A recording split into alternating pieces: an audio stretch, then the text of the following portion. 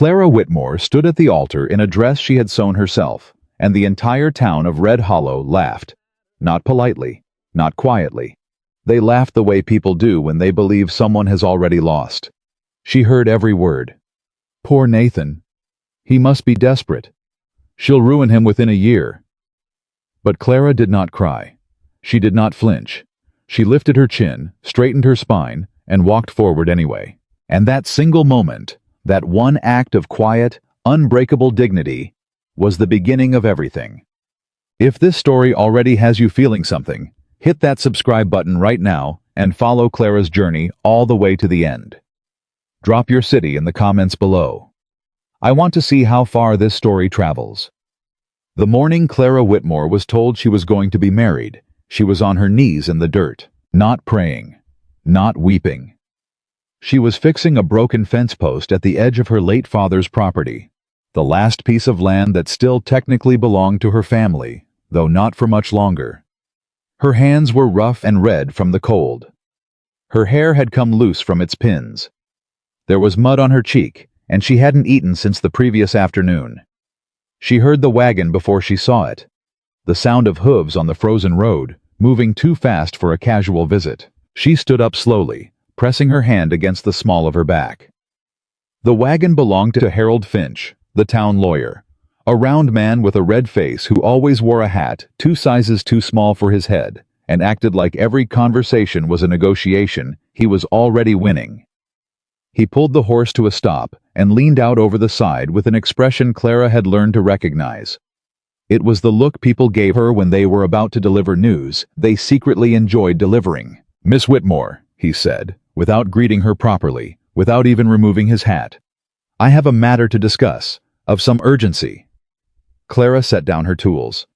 "Then discuss it, Mr. Finch."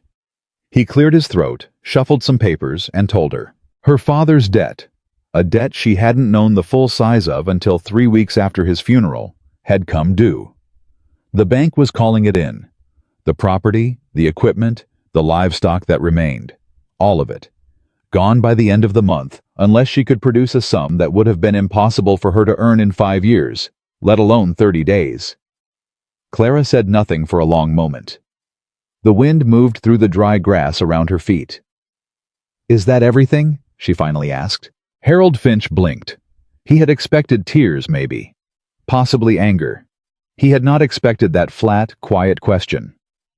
"Well," he said, shifting in his seat, "there is one other option, of a personal nature." Clara had heard of Nathan Cole, the way everyone in Red Hollow had heard of him. You didn't need to seek out his story. It found you on its own, in pieces, the way gossip always does in a small town. Nathan Cole owned the largest ranch in the county. He had built it himself over 15 years. Not inherited it, not bought it with family money, but built it from 100 acres of broken land and sheer, stubborn will. People respected him the way they respect things that are large and unyielding. Not with warmth, exactly. More with the kind of cautious admiration you give to a force of nature. He was also, as of 8 months ago, a widower. His wife, Rebecca, had died in the spring, quietly, the way illness sometimes takes people, with more dignity than drama. They had no children. And now Nathan Cole had a ranch that needed running, accounts that needed managing, and a household that had slowly begun falling apart without anyone to hold it together. He needed a wife, not a love story, not a companion, a practical arrangement, someone capable, responsible, and willing to work. Harold Finch had apparently been asked to find one. "He's not offering romance," Finch said, watching her face carefully. He was clear about that. He needs a capable woman who understands hard work. In return, your father's debt disappears. You keep the property, and you'll be provided for, properly provided for as long as the arrangement holds. Clara looked at him steadily. "He sent a lawyer to propose to me. He's a practical man. And what does he know about me?" Finch shifted his papers again. There was something in his eyes now, something careful. "He knows what most people in Red Hollow know." Which meant he knew everything, Clara understood. The rumors, the whispers, the story that had followed her for 3 years, like a shadow she couldn't outrun. She picked up her tools. "Tell him yes," she said. The reaction of Red Hollow was immediate, and it was exactly what you would expect from a town that had spent years deciding it already knew everything about Clara Whitmore. By the next morning, every shop, every porch, every back kitchen in town was buzzing with the same conversation. Variations of the same disbelief wrapped in the same barely concealed delight. Nathan Cole and Clara Whitmore? "He must have lost his mind," said Dottie Marsh, who ran the dry goods store and considered herself the unofficial record keeper of everyone else's business. "Or he doesn't know what he's getting himself into." "He'll find out soon enough," said her sister-in-law, pouring coffee she hadn't been asked to pour. "That woman is a curse. Everything she touches falls apart." She drove off the last man who looked at her twice. "No, the one before that left her." "Both, I heard." The story, as Red Hollow told it, was simple. Clara Whitmore had been engaged once, 3 years ago, to a decent young man named Robert Pierce. And then something happened. Nobody was entirely sure what. The details shifted depending on who was telling it. And the engagement ended. Robert left town, and Clara's reputation left with him. What people agreed on was the result. Clara had been alone ever since. No other man had come forward. No other offer had been made. And in a town where a woman's worth was measured largely by who wanted her, that silence had become its own kind of verdict. She was 29 years old. She was, according to Red Hollow, a woman nobody chose. Nathan Cole heard the gossip the same way he heard most things in town. Second-hand, filtered through his ranch foreman, a weathered man named Gus, who had worked for him for 11 years and felt that part of his job description included keeping his employer informed of things his employer didn't particularly want to hear. "Town's talking," Gus said one morning, leaning against the door of the barn. "Town always talks. About the arrangement. About the woman."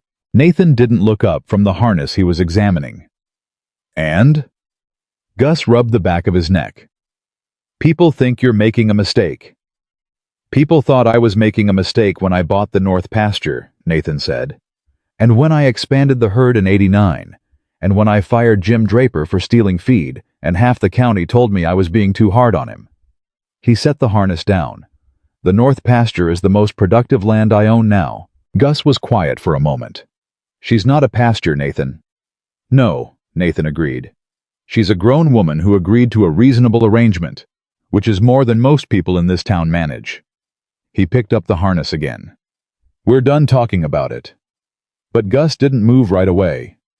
"You read what Finch put together? Her background?" "I read it." "And the situation with Pierce? The reason people talk about her the way they do?" Nathan finally looked up. His eyes were gray and direct, and entirely unreadable. "I'm not marrying her reputation," he said. "I'm marrying her. Those are two different things." Gus nodded slowly and walked away. Nathan went back to the harness. But he sat there for a long time without really seeing it. The wedding was set for the second Saturday of the month, which gave Clara 11 days. She spent those 11 days working. She settled what accounts she could with the small amount of cash she had left. She packed her belongings. Not much. A trunk of clothes, a box of her mother's things, her father's old Bible, a collection of journals she had kept since she was 12 years old, and a small tin of seeds from the kitchen garden. She said goodbye to the house she had grown up in, not with ceremony, but with a long look through each room, committing it to memory the way you do when you know you're leaving something behind forever. On the morning of the wedding, Mrs. Patterson from the church offered to help her dress. Clara thanked her and said she could manage on her own. What she didn't say was that she had been managing on her own for a long time now, and she had stopped waiting for help that usually didn't come. The dress was not white. She hadn't the fabric or the sentiment for white. It was a soft blue-gray wool, neatly tailored. With small buttons, she had covered herself in matching fabric. She had cut it from a pattern she'd drafted by hand. It fit perfectly. She had made sure of that, because she understood that a woman walking into judgment needed armor, and sometimes armor came in the shape of a perfectly fitted dress. She pinned her hair herself. checked her reflection once in the small mirror on the wall, took a slow breath. "You have survived worse than this," she told herself. "You have survived things these people will never know about." And she walked out the door. The church was full. That surprised her, not pleasantly, but in the way of a cold fact you accept without shock. They had come from all over town, some who rarely attended services under normal circumstances. They had come because this was a spectacle, because they expected to watch something fail. She felt their eyes the moment she stepped through the door. She heard the whispers, the barely suppressed murmur that ran through the pews like a current. She caught fragments without trying. "Look at her," and "Can you believe?" And one that carried more clearly than the rest, from a woman in a yellow bonnet near the back. "Poor man doesn't know what's coming." Clara walked forward. She kept her eyes straight ahead, her shoulders back, her pace even and unhurried. She did not look at the faces turned toward her.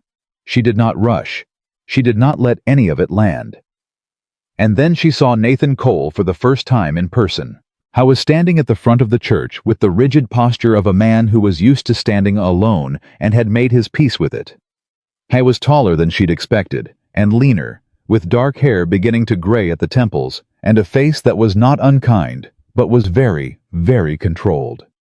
He was watching her approach with an expression she couldn't immediately read. She had expected indifference, possibly something close to embarrassment, the look men sometimes wore when they knew everyone in the room pitied them.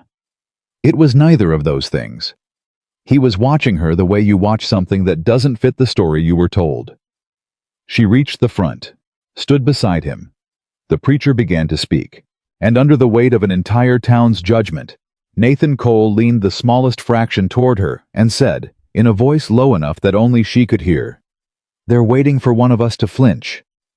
Clara kept her eyes forward. "Then let's disappoint them," she said. Something shifted in his expression, just briefly, just at the corner of his mouth. Not quite a smile, but almost. The ceremony lasted 20 minutes. Afterward, outside on the church steps, Red Hollow gathered around them, the way crowds gather around accidents, with that mixture of concern and appetite that passes for community in small towns. Congratulations were offered. Some of them were even genuine.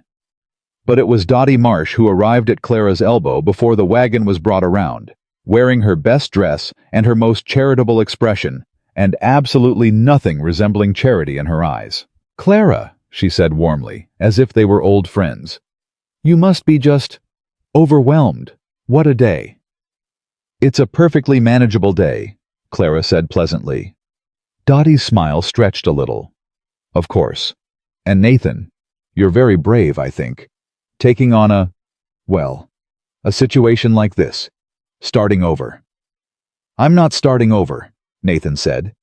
His voice was flat and final as a closing door. "I'm moving forward. Those are different things."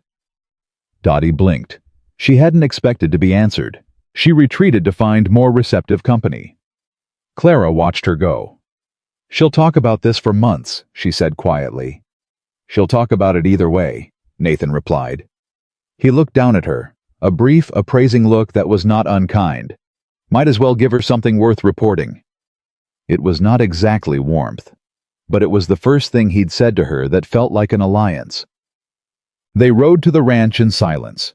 It was a long ride, nearly an hour by wagon, through land that grew wilder and more open the farther they got from town. Clara had expected the silence to be awkward. It wasn't. It was the silence of two people who had agreed to something serious and were taking it seriously. The ranch appeared gradually. Buildings first, then fencing, then the large main house set back from the road with a long porch running across the front. She looked at all of it carefully. She had been told it was a successful ranch. That was true, in the way that a man who hasn't slept in months is still technically standing. The bones of it were solid. The land was good. But even from the wagon, she could see what years of one person trying to manage everything had done. Fences that needed replacing. Equipment left in positions that would make it harder to use tomorrow. A kitchen garden that had gone entirely to seed. She said nothing. She noted it. Nathan helped her down from the wagon without ceremony and showed her the house. He moved through the rooms with the efficiency of a man giving a tour of property, not a home. Here is the kitchen. Here is the sitting room. Here are the stairs. Here is where you'll sleep. His bedroom was at one end of the house. The room he showed her was at the other. She set her trunk down at the foot of the bed. "I'll need to know the accounts," she said, when he appeared in the doorway. He looked at her. "What?" "The household accounts. Income, expenditure, what's current, what's owed. I'll need a full picture before I can be useful." A pause. He was looking at her again with that unreadable expression. "Finch told you this was a household position." "Finch told me you needed someone capable," Clara said. "A capable person needs accurate information, unless you'd prefer I spend my days doing decorative things and asking you for pin money." Another pause, longer this time. "The accounts are in the study," Nathan said. "I'll have Gus bring you the ledgers in the morning." "Tonight would be better." He stared at her. She waited. "Tonight," he said finally, and he turned and walked back down the hall. Clara listened to his footsteps. Then she sat on the edge of the bed and let out a long, slow breath that she had been holding, she realized, since approximately the moment she had walked into that church. All right, she thought. Now the real work begins. Ciao. The ledgers were worse than she'd expected. Not dishonest. Nathan Cole was clearly a man who didn't steal from himself, which put him ahead of some. But the picture that emerged from 3 hours of candlelight and careful reading was the picture of a man who was extraordinarily good at the physical labor of ranching and genuinely struggling with everything that surrounded it. Money was leaking in a dozen directions at once. Supplies being ordered in quantities that made no economic sense. Workers being paid inconsistently, some overpaid for tasks they weren't completing, others working well and apparently going unnoticed. A contract with a feed supplier that had been reasonable 5 years ago and was now quietly expensive in ways that required careful reading to detect. Clara made notes in the margins of her own small journal. She was still writing at midnight when she heard footsteps in the hall. Slow, deliberate, and then a pause outside her door. A knock. 2 quiet ones. "Come in," she said. Nathan opened the door and looked at the scene.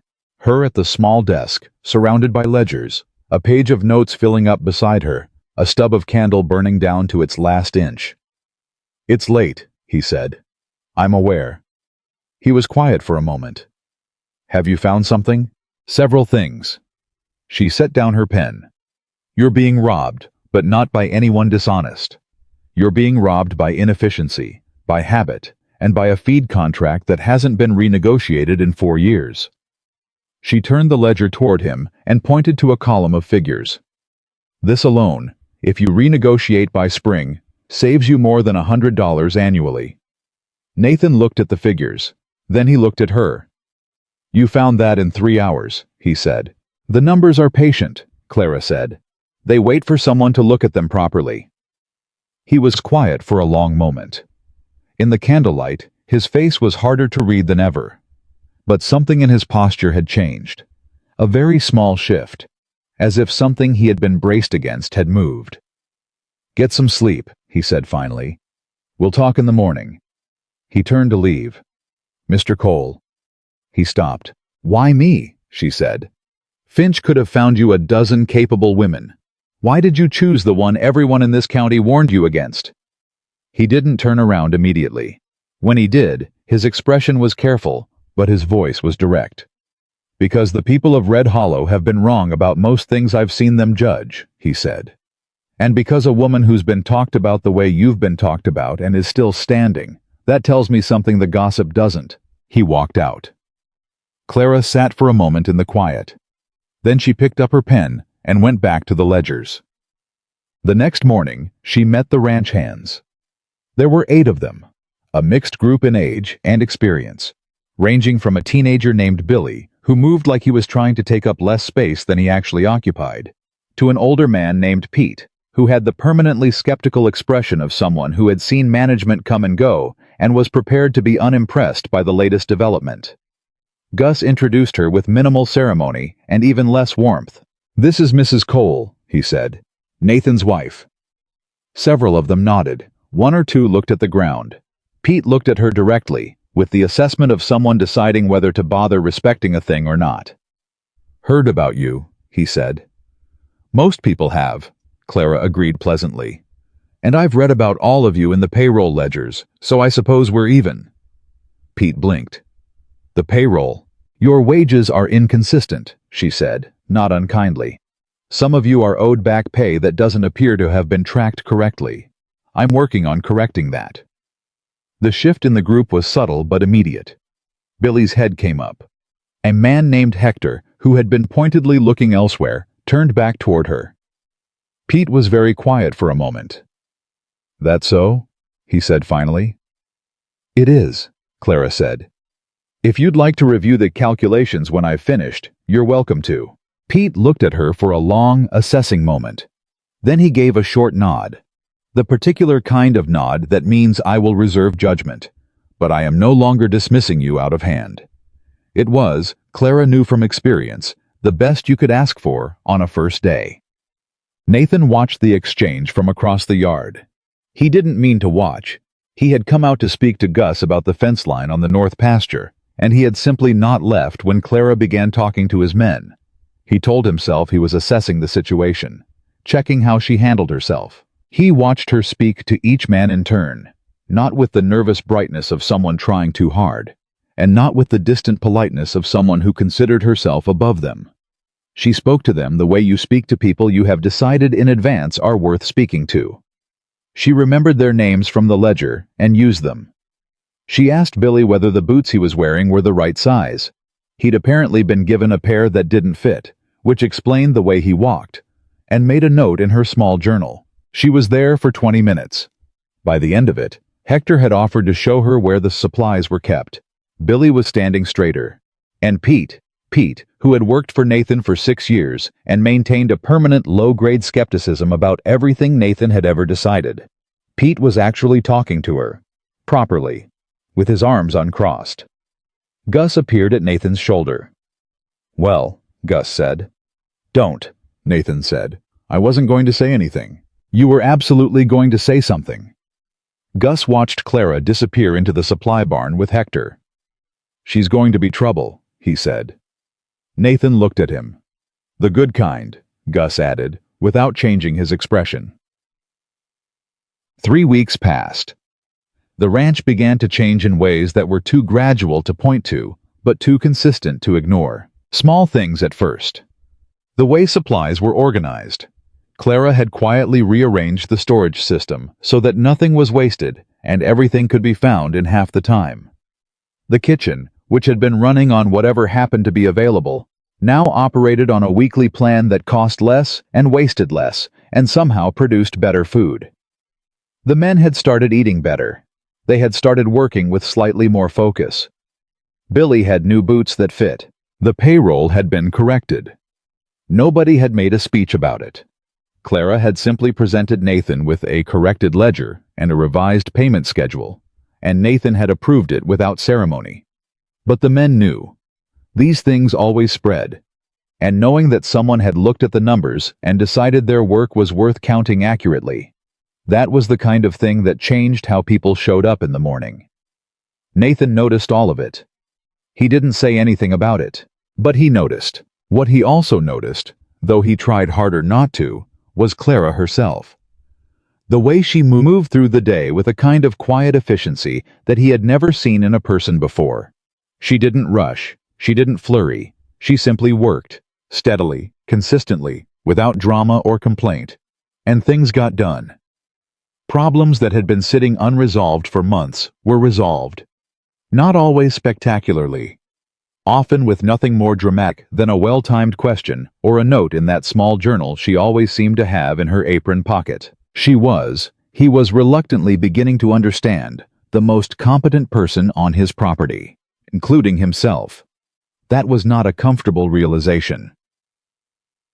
The first real conversation happened by accident. It was an evening in late October, cold enough to see breath in the air, but not yet bitter. Clara had been in the kitchen garden, which she had been slowly reclaiming from its years of neglect, and Nathan had come around the side of the house on his way back from the barn without realizing she was there. They nearly collided. She stepped back. He caught her elbow, a reflex, and then immediately released it. "Sorry," he said. "Didn't see you." "No harm," she said. They stood for a moment, a little awkward, in the cold evening air. "You've been working on the garden," he said finally. He didn't know why he said it. It was obvious.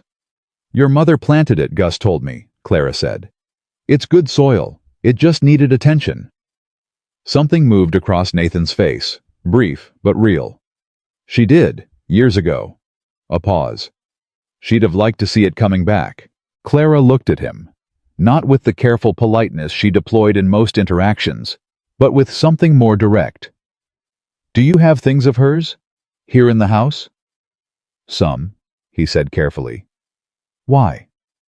"I've been careful," she said, "not to change things that might matter to you without asking. But I didn't know.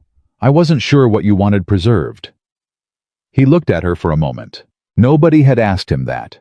Not Gus, not any of the men, not anyone in town who had offered condolences and casseroles in the weeks after Rebecca died. Nobody had asked him what he wanted preserved. "The sitting room," he said after a moment. "The arrangement in there. I'd prefer it stayed." "Then it will," she said simply. She picked up her tools and went inside. Nathan stood in the garden for a long time after she'd gone. "What are you doing?" he asked himself. I didn't have a clear answer. But Red Hollow was not done. The town's interest in the marriage had not diminished. If anything, the fact that no disaster had occurred yet seemed to agitate people more than disaster would have. The story they had prepared, the ending they had predicted, was not arriving on schedule, and that was, in its way, an offense. Dottie Marsh had taken to making periodic announcements at the dry goods store about how it was only a matter of time. "A woman like that," she said, with the confidence of someone who had decided, "doesn't change. Whatever she's hiding, whatever she did to Robert Pierce, it'll come out eventually. Nathan Cole will learn what the rest of us already know." And then, on the first Saturday of November, Clara came into town to collect supplies. It was the first time she'd been in Red Hollow since the wedding. She hadn't avoided it intentionally. There simply hadn't been cause to go before now. But there were things needed that couldn't be sourced from the ranch, and she had a list and a purpose and no particular anxiety about the errand. She had underestimated the town. She was barely through the door of Finch's supply store when Margaret Alden, a woman who had been in school with Clara's mother and now ran the quilting circle with iron authority, appeared at her side with the particular energy of someone who has been waiting for this moment. "Clara," she said, "you look, well, marriage agrees with you." "Thank you, Mrs. Alden," Clara said, "though I must say—" Margaret's eyes moved over her in the way of a woman cataloging evidence. "You seem tired. Nathan working you very hard?" "I'm working," Clara said. "I find I prefer it to the alternative." Margaret leaned slightly closer. "And how is Nathan? Truly? We worry about him. Grief does strange things to a person. Makes them make decisions." She paused, meaningfully, "that they might not make otherwise." Clara set her list on the counter and met Margaret Alden's gaze with the calm, steady look she had been practicing since she was 17 years old. The look that said, "I have heard what you mean, and it has not moved me." "Nathan is well," she said. "The ranch is productive. We are both managing." "Of course," Margaret said, the sympathy dialing up further. "But you know, Clara, nobody would blame you. If the arrangement turned out to be more than you could—" "Mr. Finch," Clara said, turning to the store owner, "I have a list." Margaret Alden was left with her sympathy undelivered. Clara was nearly back to the wagon when she heard the voice she had not been prepared for. "Clara Whitmore." She stopped. The name hit her like cold water, her maiden name, deliberate, from someone who had no business using it anymore. She turned. It was Helen Pierce, Robert's sister. Standing on the boardwalk with two women Clara didn't know well, all three of them watching her with that expression, the particular expression of people who believe they hold information that gives them power over you. "It's Clara Cole now," Clara said. Is it? Helen said, with a lightness in her voice that was not light at all. I heard. We were all very surprised. I imagine you were too. To find someone willing, after everything. Clara looked at her. After everything, she repeated. Well. Helen tilted her head. We all know what you did, Clara. To Robert. To our family. Her voice dropped to a register that was almost intimate. Some of us find it very interesting that you managed to hide it well enough to catch another man. Clara was quiet for a moment. Around them, people on the boardwalk had slowed. Were listening, with varying degrees of pretense. She could feel the weight of it. The old weight. The familiar pressure. The story she had never told and never corrected, settling back onto her shoulders where it had lived for 3 years. She took a breath. Helen, she said quietly, carefully. I hope you're well. Truly. She turned toward the wagon. Give my regards to your family. She climbed up, took the reins, and drove out of Red Hollow with a straight back and steady hands. She did not look back. She did not let herself feel it until she was well out of sight of the town. And then, for exactly 1 mile of empty road, she let her hands shake on the reins. Just 1 mile, she told herself. Then you're done. By the time the ranch came into view, her hands were steady again. Nathan was at the fence line when she brought the wagon in. He looked at her once, the way he'd learned to look at things, quickly, completely, taking in more than most people would in a longer look. You were gone longer than expected, he said. The supply order took more time than I'd budgeted. A pause. He didn't ask more, but he didn't look away either. I ran into Helen Pierce, Clara said finally. Something shifted in Nathan's expression. A very slight tightening, the kind that means someone has heard a name they've been paying attention to. And nothing I haven't heard before. She climbed down from the wagon. Can you have Hector help with these crates? Clara. The use of her given name, the first time he'd used it, she realized, stopped her. She looked at him. Are you all right? He asked. It was such a simple question, such an ordinary question. And it was asked with something she hadn't expected from Nathan Cole. Directness without agenda. Not curiosity, not pity, just the straight, plain question. She considered lying. She was very practiced at it. Not dishonest lying, but the polished social kind, the I'm perfectly fine that costs nothing to say and costs nothing to hear. She didn't. Not entirely, she said. But I will be. Nathan looked at her for a long moment.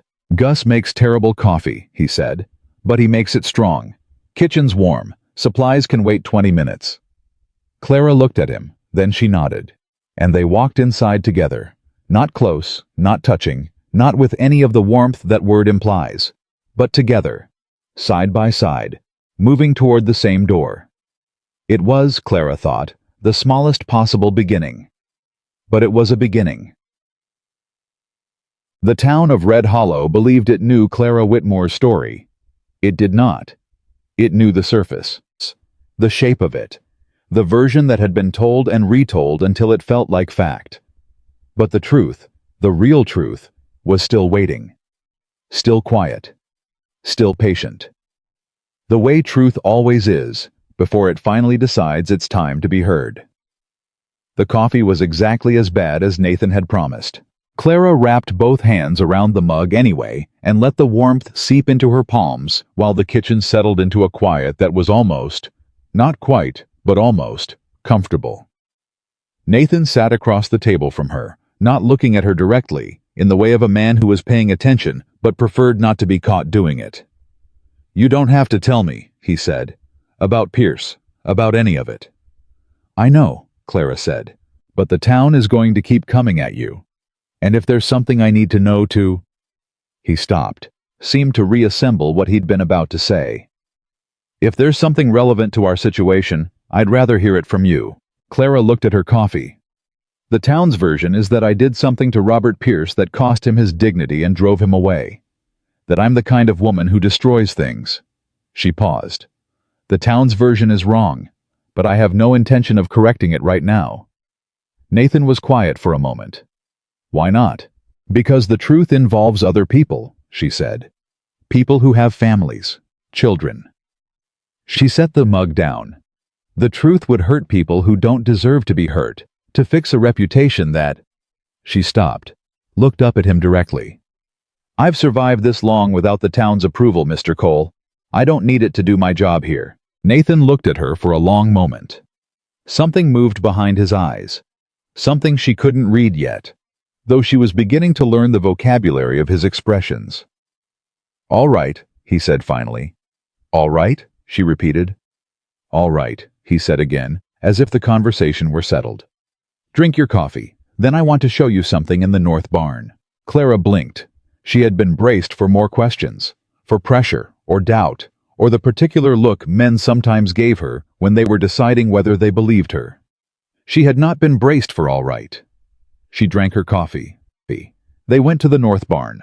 What he wanted to show her was a structural problem in the foundation that had been quietly worsening for 2 seasons. Something he'd known needed addressing and hadn't had the bandwidth to plan properly. He explained it in the technical way of someone who understood the physical world with great precision and wanted the same precision in return. She listened, asked 3 questions, made 2 notes in her journal. You could repair it through winter if you start next week, she said. But if you wait until spring, you'll need twice the materials and twice the labor. The ground will have shifted again by then. He looked at her sidelong. You know structural repair? My father built our house himself, she said. I was the one who handed him tools and listened to him explain why he was doing everything he was doing. A brief pause. He thought I wasn't paying attention. I was always paying attention. Something crossed Nathan's face. Not quite a smile, but the place a smile comes from. Start next week, he said. I already put it in the schedule, Clara said. He looked at her. She looked back, steady and calm. And that was this moment. Not the wedding, not the ledger work, not the coffee. That was the moment Nathan Cole began to genuinely wonder who, exactly, he had married. The weeks that followed fell into a rhythm that was not warmth, but was something like the architecture of warmth. A shape that warmth could move into, if it chose to. They worked, they talked, practically, efficiently, about the ranch, the accounts, the men, the supply contracts. They ate their meals at the same table with increasing ease. They moved through the house with the unconscious coordination of 2 people who have learned each other's patterns without making a formal study of it. Clara did not push. She understood. She had understood from the beginning that Nathan Cole was a man who had built his defenses the way he'd built his ranch. Thoroughly, with good materials, intended to last. You did not push through those walls. You simply continued to exist on the other side of them, with patience, and waited. She had a great deal of patience. People who have survived what Clara had survived tend to develop it. What she had not expected was the loneliness. She had been lonely before. The isolation of being the town's designated cautionary tale was its own particular kind of solitude. But this was different. This was the loneliness of being physically close to someone, of sharing meals and work, and the sounds of a house at night, and still being fundamentally alone. She could hear him some evenings on the other side of the house, the weight of his footsteps, the creak of his chair, the occasional low exchange with Gus when the foreman came late with a question. She was aware of him constantly, in the way you're aware of weather, and he, she was almost certain, felt none of it. That was fine. That was the arrangement. She had signed on for useful, not needed. For practical, not loved. She repeated this to herself regularly. It helped, more days than not. It was Gus who disrupted the system first. He came to find her on a Tuesday afternoon when Nathan was out riding the east fence line, a task that took most of the day and left the yard quieter. She was in the supply barn working through an inventory count when she heard his boots on the floor and turned to find him standing with his hat in his hands and an expression she had not seen on him before. He looked, she realized, nervous. Mrs. Cole, he said. Gus, she said. If you're nervous enough to take your hat off, it must be serious.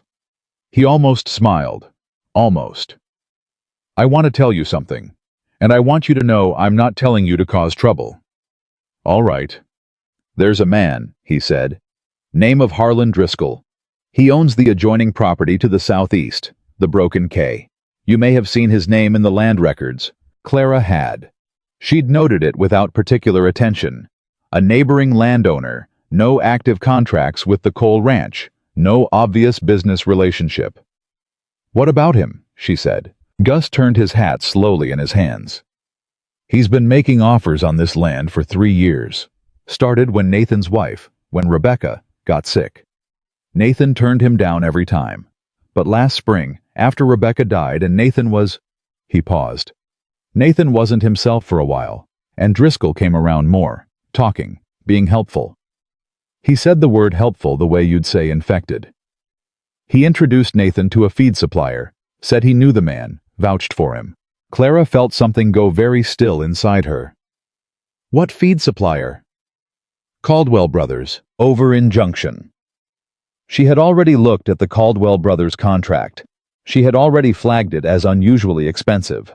She had assumed it was simply a bad negotiation, someone who'd signed under pressure, or without doing the arithmetic carefully enough.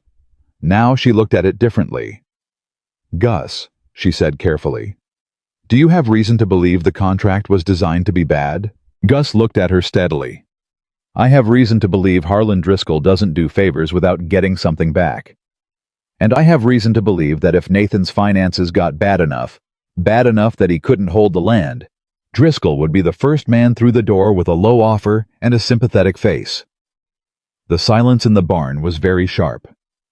Does Nathan know any of this? She said. Nathan, Gus said carefully, doesn't like to believe people are working against him. He's a man who respects a fair fight. The idea that someone would come at him sideways, through finances and paperwork and... He shook his head. It goes against his understanding of how things are done. How long have you suspected this? Long enough that I should have said something sooner. Clara closed her inventory ledger. I need access to all correspondence between Nathan and Driscoll. Everything. Letters, agreements, any notes from meetings. And I need the original Caldwell contract. Not the copy in the household records. The original. Gus looked at her. You think you can find proof? I think, Clara said precisely, that numbers don't lie, and that if Harlan Driscoll has been systematically weakening this ranch, it will be written in the accounts somewhere. People like that always leave tracks.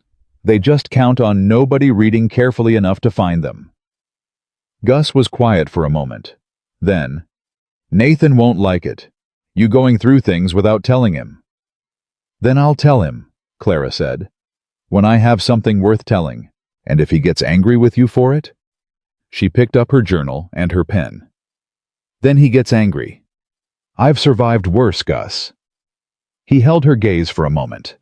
The long, assessing look of a man who has worked hard his whole life and knows the real thing from the imitation when he sees it. He nodded. I'll get you the original contract, he said. He put his hat back on and walked out. Clara stood alone in the barn for a moment, the inventory ledger in her hands, the silence pressing in. Harlan Driscoll. She had never met the man, but she already understood him. The type, the method, the particular predatory patience of someone who waits for weakness and calls it opportunity. She had dealt with his type before. She opened her journal and started a new page. At the top, she wrote one line. What does Harlan Driscoll actually want? Then she went back to work. That evening at supper, Nathan came back from the fence line with mud on his boots and the particular quietness of a man who had spent a full day alone with his thoughts and wasn't entirely satisfied with the company. He sat down. Clara put food on the table. They ate in their usual companionable silence for several minutes before Nathan said, without looking up, Driscoll came by the east boundary today. Clara's hand went very still on her fork for exactly 1 second. Then she continued eating. What did he want? Just riding, Nathan said. Stopped to talk. Asked how things were going. Asked about... A pause. He asked about you, actually. She looked at him then. What kind of questions? She said. Nathan's jaw tightened slightly. The kind a man asks when he's pretending to be friendly and is actually trying to figure out how solid a situation is. He pushed food around his plate. I don't particularly like Driscoll. But you do business with his recommendation, Clara said carefully. The Caldwell contract. Nathan looked up. His eyes were sharp. What about the Caldwell contract? She held his gaze. She had not planned to have this conversation tonight. She had wanted more information first, more certainty. But he was looking at her with the direct, honest look of a man who would rather hear an uncomfortable truth than a comfortable delay. I've been looking at it, she said. There are structures in it that are unusual, pricing tiers that escalate in ways that aren't standard. She chose her next words carefully. I'd like a few more days to be sure before I bring you a full assessment, but I think the contract may not be what it appears. Nathan was very still. What does that mean? He said quietly. It means someone may have had an interest in making sure you were paying more than you needed to pay, she said, and that the recommendation that brought that contract to you may not have been made in good faith. The kitchen was quiet for a long moment. Nathan set down his fork. Driscoll, he said. It wasn't a question. I don't have proof yet. I want proof before I say more. Something moved across his face. A complicated thing. The kind of thing that happens when a man realizes he may have been made a fool of. Not by a stranger, but by someone he'd accepted at face value. The anger was there, she could see it, but underneath the anger was something that looked almost like pain. He was at the funeral, Nathan said. He brought food. He sat with me. Clara said nothing. She let that sit. How long? Nathan said. How long has this been going on? I need a few more days, she said again. Please, let me do this properly. He looked at her. For a long moment he said nothing. She could see him working through it, the desire to act immediately against the more careful part of his mind. How many days? He said. 4, she said. Give me 4 days. He picked up his fork again. Didn't eat, just held it. 4 days, he said. She nodded and went back to her meal. She could feel the tension coming off him from across the table, the hard, controlled energy of a man holding himself very still to avoid doing something sharp and immediate. She understood it. She felt something of it herself. But patience was still required. Patience was always required. Under the table, she had her journal in her lap, and she was already thinking about what she still needed to find. The next 3 days were the most intense work Clara had done since she'd arrived. She was in the study before sunrise, and still there after Nathan had gone to bed, cross-referencing the Caldwell contract with regional market prices she pulled from 6 months of old newspapers, comparing the supply orders against what other ranchers in the county were paying, building a picture piece by piece, the way you build anything complex, not with one dramatic discovery, but with the accumulation of detail until the shape becomes undeniable. What she found was precise and damning. The Caldwell contract had been structured, very cleverly, to appear standard on its face. The base price was reasonable, but buried in 3 separate clauses. Clauses written in language dense enough to discourage reading, spread across different sections of the document, was a compounding escalation mechanism that increased the effective cost by almost 22% above market rate, automatically, without requiring any new agreement or signature. It had been doing so for 4 years. That was not a mistake. That was engineering. And then there was the letter. She found it on the 3rd day, tucked into the back of a correspondence folder from 2 years prior. A letter from Harlan Driscoll to Nathan, written shortly after Rebecca's death, in the warm, fraternal tone of a neighbor offering support.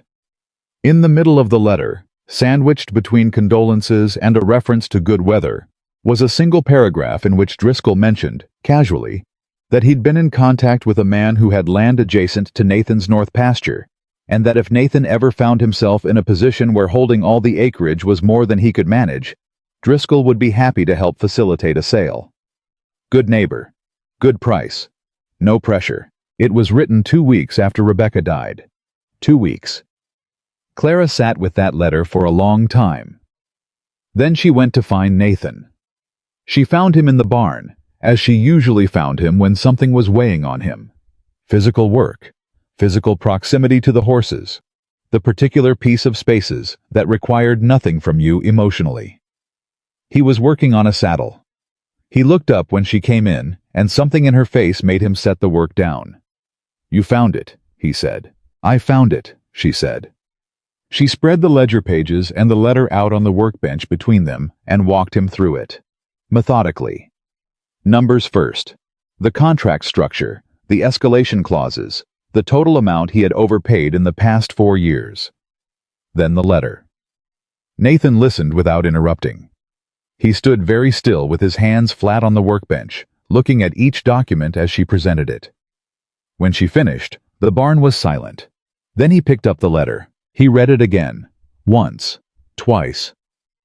"He was at her funeral," Nathan said. His voice was very quiet. "Rebecca's funeral. He stood next to me." Clara didn't say anything. Sometimes silence is the only response that doesn't make things worse. Nathan set the letter down. "How much total? What he's taken from me?" "Over 4 years, with the escalation structure, close to $1,800 above fair market price," Clara said. "That's a conservative estimate."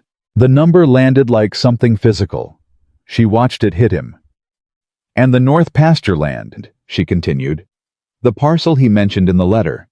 If he'd acquired that at a depressed price, at the moment when your finances were most strained, it would have given him access to the water rights that run through the eastern boundary." She paused. This wasn't opportunism. He planned this. Systematically. Nathan lifted his gaze from the documents and looked at her directly. "You found all of this in 4 days." "I found it because I knew what to look for," she said. "And because nobody had looked before." Something moved in his expression. Something she didn't immediately have a word for. It was not gratitude exactly, or not only that. It was the look of a man who has been handed a truth he didn't want and is reckoning, at the same time, with the fact that the person who handed it to him was one he had badly underestimated. "Clara," he said. She looked at him. "I owe you an apology," he said. She blinked. "For what specifically?" "For—" He stopped. Seemed to struggle with this, in the way of a man who does not apologize often and finds the mechanics of it unfamiliar. "For the way I explained this arrangement to you. When Finch came to you. When I—" He looked at this workbench. "I told myself I was being practical, that I was being honest about what I could offer. But I think I also told myself a story about you. That made it easier to see you as a solution," Clara said quietly. "To a practical problem." His jaw tightened. "Yes." She was quiet for a moment. Then, "You were grieving. You were being quietly robbed. You made a decision under pressure that solved an immediate problem. I don't think that requires an apology." "I think it does," he said. "Because you came here and you worked and you found—" He gestured at the documents. "This, while I was busy deciding not to look too closely at who you were." It was, she realized, the most honest thing he had said to her. It landed differently than she'd expected. Not comfortably, but with a kind of weight that felt real. The weight of someone actually seeing you, actually saying so. "We should talk about what to do with this information," she said, because she needed to move before the emotion of the moment became something she couldn't manage in front of him. "We should," he agreed. "But Clara—" He waited until she looked at him. "Thank you." She held his gaze for a moment. "You're welcome," she said. Outside the barn, the last light was leaving the sky, and somewhere on the other side of the fence line, Harlan Driscoll was likely sitting in comfort, entirely unaware that the woman everyone in Red Hollow had dismissed as worthless had just quietly taken apart everything he'd built. But the discovery about Driscoll was not the only thing unraveling. The same week Clara had been working through the contracts, 2 things happened in quick succession that changed the atmosphere on the ranch in ways she hadn't anticipated. The first was a visit from Margaret Alden, not to see Clara, but officially to see Nathan, bringing a basket of preserves under the flag of neighborly concern. Clara was in the study when she arrived and came out to find Margaret in the front room, seated with the proprietary ease of someone who had spent years deciding she belonged in this space, speaking to Nathan in the low, warm voice of practiced sympathy. "Only worry about you, Nathan. All of us do. You took on a lot, very quickly, and we want to be sure." She stopped when Clara appeared in the doorway. The two women looked at each other. "Mrs. Alden," Clara said pleasantly, "how thoughtful of you to come."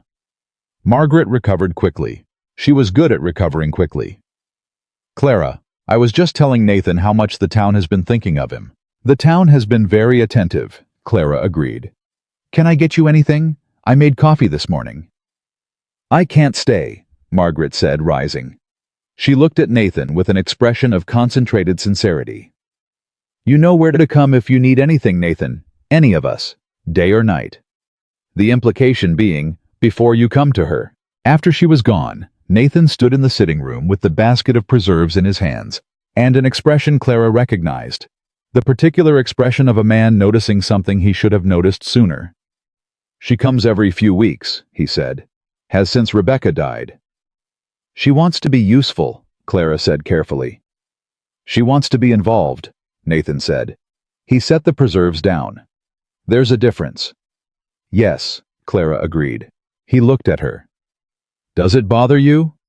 People like Margaret, showing up, reminding me—" He stopped. "Reminding you what you could have had instead of me?" Clara said. He didn't flinch from it. "Yes." She considered this honestly. "It used to," she said. "Less now. I've stopped measuring myself against what other people want me to be." A pause. "It's much less exhausting." He looked at her for a long, quiet moment. "You really don't—" He seemed to search for the right word. "You don't perform for people, do you? You don't try to manage what they think." "I tried to, for a long time," she said. "It didn't work. People who have decided about you tend to go right on being decided." She shrugged slightly. "So I stopped spending the energy." He was quiet. Then he picked up the basket of preserves and walked to the kitchen. "I'll put these away," he said, over his shoulder. But he didn't come back to the study. And that evening, for the first time, when she passed the sitting room on her way to bed, she found the lamp still lit and Nathan still in his chair, not reading, not working, just sitting, thinking. She paused in the doorway. He looked up. "The room still looks like your mother's," she said. "I kept my word." He looked around at it. "I know. Good night, Mr. Cole." "Good night, Clara." She went to her room. She lay in the dark and listened to the house settle, the way old houses do, and she thought about the distance between where they had started and where they were now, and how distance can narrow without anyone deciding to close it, just through the ordinary accumulation of days. The second thing that happened that week came without warning and hit harder. Billy, the young hand with the new boots, came to find her on a Thursday morning with the particular urgency of a teenager carrying news he doesn't know how to hold. "Mrs. Cole," he said, breathless, having apparently run from the east barn. "There's a man at the gate. He asked for Mr. Cole, but Gus said Mr. Cole's out at the water trough on the South Range, and the man, he asked for you." She frowned. "He asked for me specifically?" "By name, ma'am. Said it was personal." Clara was already moving. She kept her face neutral and her pace even. But her mind was running fast and not in comfortable directions, because very few people came to this ranch with personal business for her, and none of them carried good news. She came around the front of the house and saw the man at the gate. She stopped. Her face did not change, but something inside her went cold and very still. Because the man at the gate was Robert Pierce, and he was looking at her with the expression of someone who has been carrying something heavy for a very long time and has finally run out of the strength to keep carrying it alone. "Clara," he said. She walked to the gate. She was aware of Billy behind her, of Gus somewhere to the left, of the openness of the yard. She kept all of it in her peripheral vision without letting it reach her face. "Robert," she said. Her voice was perfectly level. "This is unexpected." "I know," he said. "I know it is. I need to talk to you." His voice was rough. He looked older than she remembered.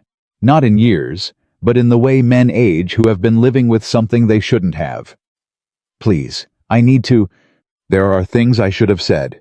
3 years ago. Things I should have. This is not the place, Clara said quietly. He stopped.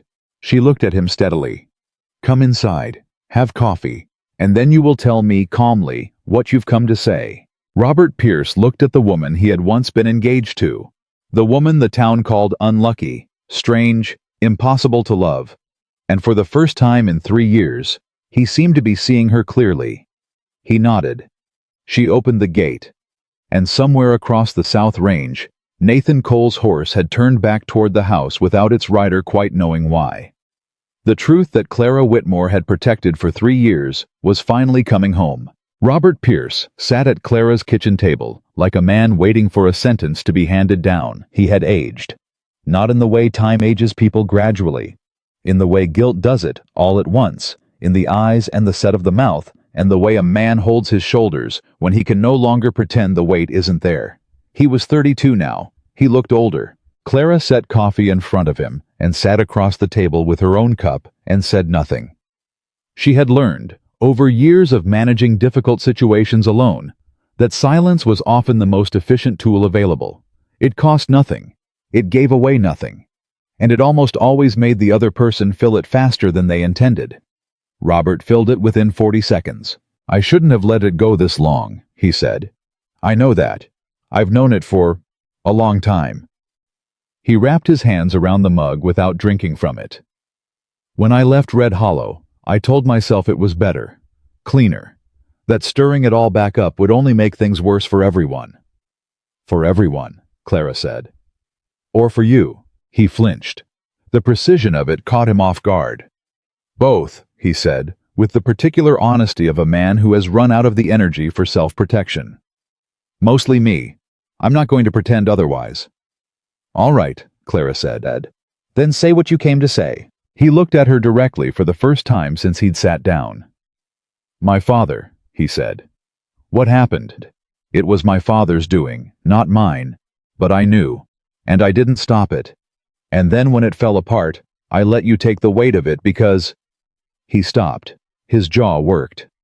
Because it was easier.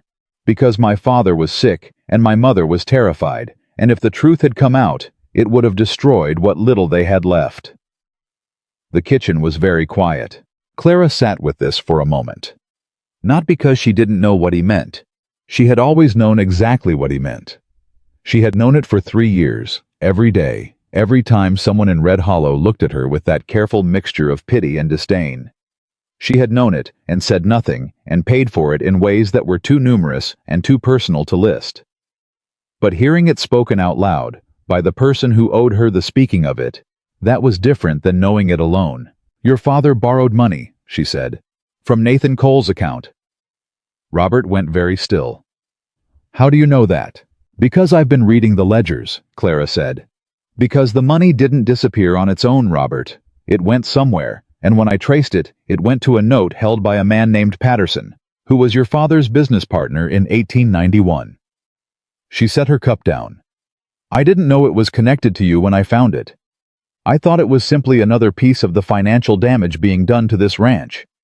But then you appeared at the gate, and suddenly the picture got considerably clearer. Robert stared at her. You found it, he said. In the ledgers. I find most things in the ledgers, Clara said. People assume numbers are boring. That's what makes them useful. I was quiet for a long moment. Then, my father didn't know it was Nathan Cole's money. I want you to believe that. He borrowed from Patterson, who borrowed from... It was a chain. By the time we understood where the money had originated, it was already gone. My father was sick. He couldn't repay it, and Patterson was threatening to go to Cole directly, to the sheriff, to... He stopped. I tried to cover it. I moved money. I made mistakes. And you were the only one who knew enough of our finances to have seen it. So when it came apart, when Patterson started making noise, my father told people that you had been the one who... That I had been dishonest, Clara said, quietly, without heat. Yes, Robert said. The word came out like something he'd been holding underwater for 3 years and had finally let surface. I didn't correct it. I should have corrected it immediately. I should have stood up in the middle of that town and said exactly what had happened and who was responsible. But I didn't. I left. And I let the story go with me. The quiet in the kitchen was enormous. Clara looked at the man across from her. She had spent considerable energy over the past 3 years not thinking about Robert Pierce. Not with anger, not with grief, not with the complicated residue of someone who had once meant something to you and then became the instrument of your undoing. She had folded it all down and put it somewhere interior and load-bearing, where it had done its structural damage quietly and without drama. She felt it now, all of it, in one concentrated rush. She breathed through it. "Why now?" she said. "Because Helen wrote me," he said. "My sister. She told me you'd married Nathan Cole. She told me the things she'd said to you in town last month." His jaw tightened. "Helen has always believed the story, the full version, my father's version. She doesn't know the truth. I never told her. And when she wrote me what she'd said to you..." He stopped. "I couldn't leave it any longer. I couldn't stay away and let my family keep..." He put his hands flat on the table. "I came to fix it, whatever that requires. I'll go to Nathan. I'll go to the town. I'll say publicly what happened, whatever you need." Clara looked at him for a long time. "Your father," she said. "Is he still living?" Robert's expression shifted. Grief and guilt compressing together in the particular way they do when those two things have been tangled for so long, they can no longer be separated. "He died last winter," he said. "Your mother?" "Still in Junction, in a small house. She has very little." Clara nodded slowly. "To be seen clearly by anyone in this county, my..." She stopped, chose the next word carefully. "My sense of safety. The feeling that I was allowed to exist in my own story without someone else writing it for me." She held his gaze. "That is not a small thing." "I know," he said. "I know it isn't. But your father is gone," she said. "And your mother has very little. And you cannot undo 3 years by confessing to a town that has mostly already moved on to other things to talk about." She paused. "So what I need from you is something specific. And I need you to understand why I'm asking for it." He leaned forward slightly. "Tell me." "I need a written statement," she said. "Witnessed and signed. Not for the town, for the record, for Nathan. Because he deserves to know the truth about the woman he married, from the source of the story, not from me." She paused. And I need you to tell me everything you know about Harlan Driscoll." Robert blinked. "Driscoll?" "He was Patterson's associate," Clara said. "I've been tracing the financial web, and his name comes up in the outer edges of it. I need to know how far in he is." The color drained from Robert Pierce's face by degrees, the way water drains from a basin. Slowly, then suddenly, all at once. "Clara," he said, "Driscoll isn't on the outer edges." She went very still. "Driscoll," Robert said, "is the center." The kitchen door opened. Nathan Cole walked in. He looked at Clara first. The automatic, now habitual check he'd developed over the past weeks. The quick read of her face that told him more than most conversations. What he saw made him stop in the doorway. Then he looked at the man at his kitchen table. The silence was a very specific kind. The kind that has weight and temperature. "Nathan," Clara said, her voice was steady. "This is Robert Pierce." Something moved through Nathan's expression that was not simple. He was a man who controlled his reactions with considerable practice, but this one had too many layers. Recognition, anger, protectiveness, and something that might have been, at its deepest register, fear. Fear for her, not of her. "I know who he is," Nathan said. His voice was very quiet. Robert stood up from the table, because the instinct to stand when a situation demands it was apparently still functional, even in a man operating on guilt and disrupted sleep. "Mr. Cole," he said, "I came to..." "Why are you in my house?" Nathan said. "Nathan." Clara's voice, still level, still steady, but with something in it that asked him, plainly, to hear her. "He came to tell me the truth. He came to correct what his family did." A pause. "And he has information about Driscoll that changes everything." Nathan looked at her. The anger in his face did not disappear, But it reorganized. The way fire reorganizes when you redirect it towards something specific. "Sit down," he said to Robert Pierce. Robert sat down. Nathan pulled out the third chair at the kitchen table, the one that was never used, and sat in it. He put his hands on the table. He looked at Robert Pierce with the expression of a man who is giving someone a precisely measured amount of his patience and would like them to use it carefully. "Start at the beginning," he said. "All of it." Robert Pierce started at the beginning. It took 40 minutes. Nathan listened without interrupting, which was itself a kind of discipline. Clara watched him manage it, watched the muscle in his jaw tighten at specific points, watched his hands stay flat and still on the table when every instinct in him was clearly pushing towards something else. She watched him hear the part about his own money, about Patterson, about the chain of debt that had run through Robert's father's business and been covered by a story told at Clara's expense. And she watched what that did to him. He looked at her once, during that part. Just once. A look that lasted maybe 3 seconds and contained several things she would need time to fully understand. Then he went back to looking at Robert. When Robert finished, Nathan said, "Driscoll." "He structured it," Robert said. "The original loan from Patterson. Driscoll arranged it.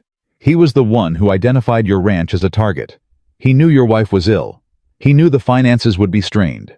He put Patterson in contact with my father specifically because my father was desperate and easy to manipulate and, if things went wrong, easy to use as—" He stopped. "As a distraction. Someone for people to look at instead of him. And Clara," Nathan said. His voice had dropped to something very low and very controlled. Clara became the distraction inside the distraction. Robert looked at the table. "Yes." Nathan stood up. He didn't do anything with it immediately. He just stood up and walked to the window and stood there with his back to both of them, one hand pressed flat against the wall, and said nothing for a long time. Clara watched him. She knew what this felt like from the inside. The particular experience of learning that something you thought was bad luck, or your own failure, was in fact someone else's deliberate design. The retroactive rewriting of your own history. It was worse than pure bad luck. Bad luck was survivable without anger. This required somewhere to put the anger, and finding the right place was slow work. "I want documentation," Nathan said finally.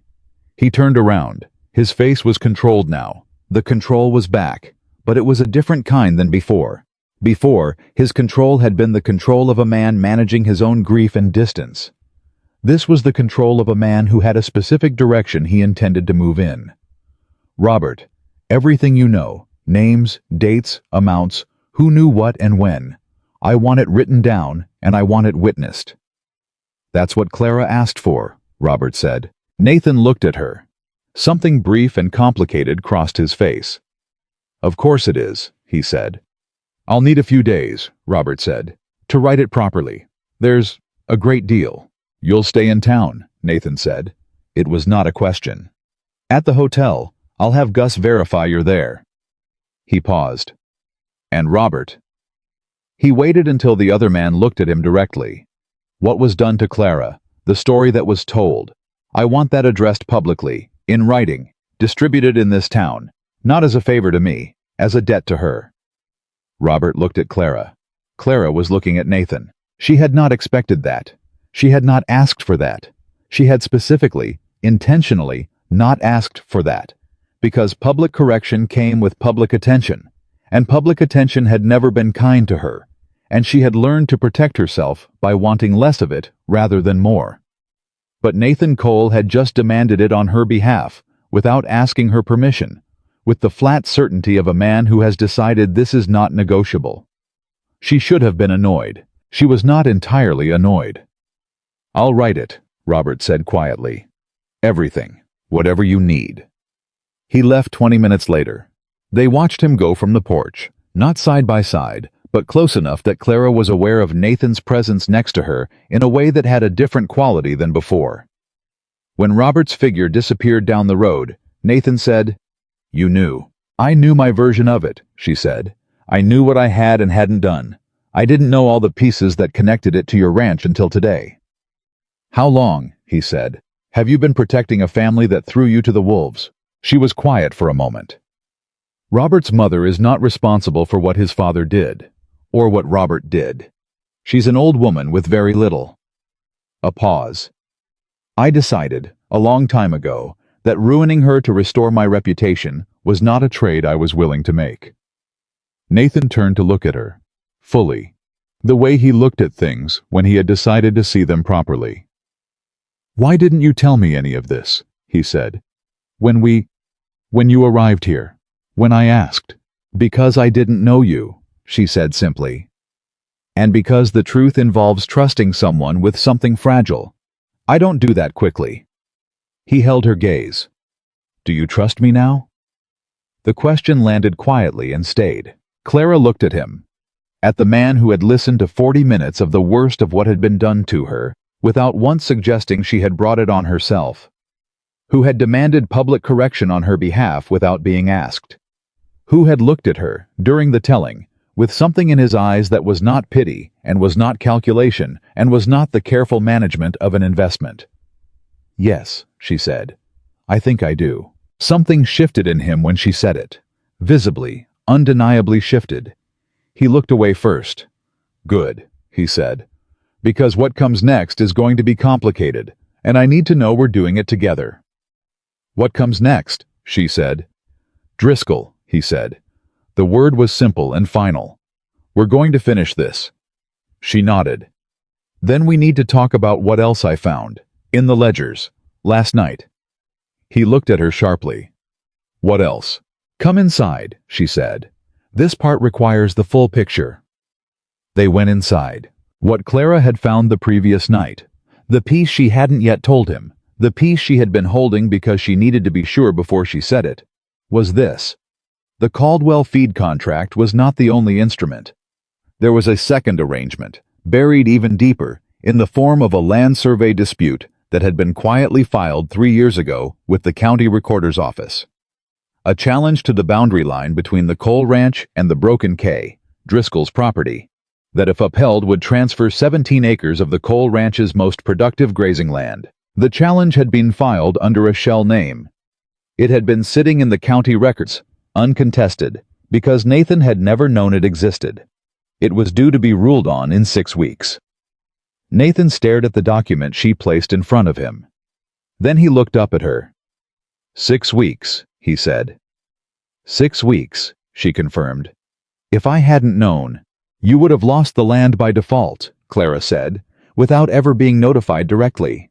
The notice was sent to a post office address that doesn't exist." Nathan's face was doing something she had not seen it do before, something that was beyond anger, beyond the controlled fury she'd seen when he heard about the contract.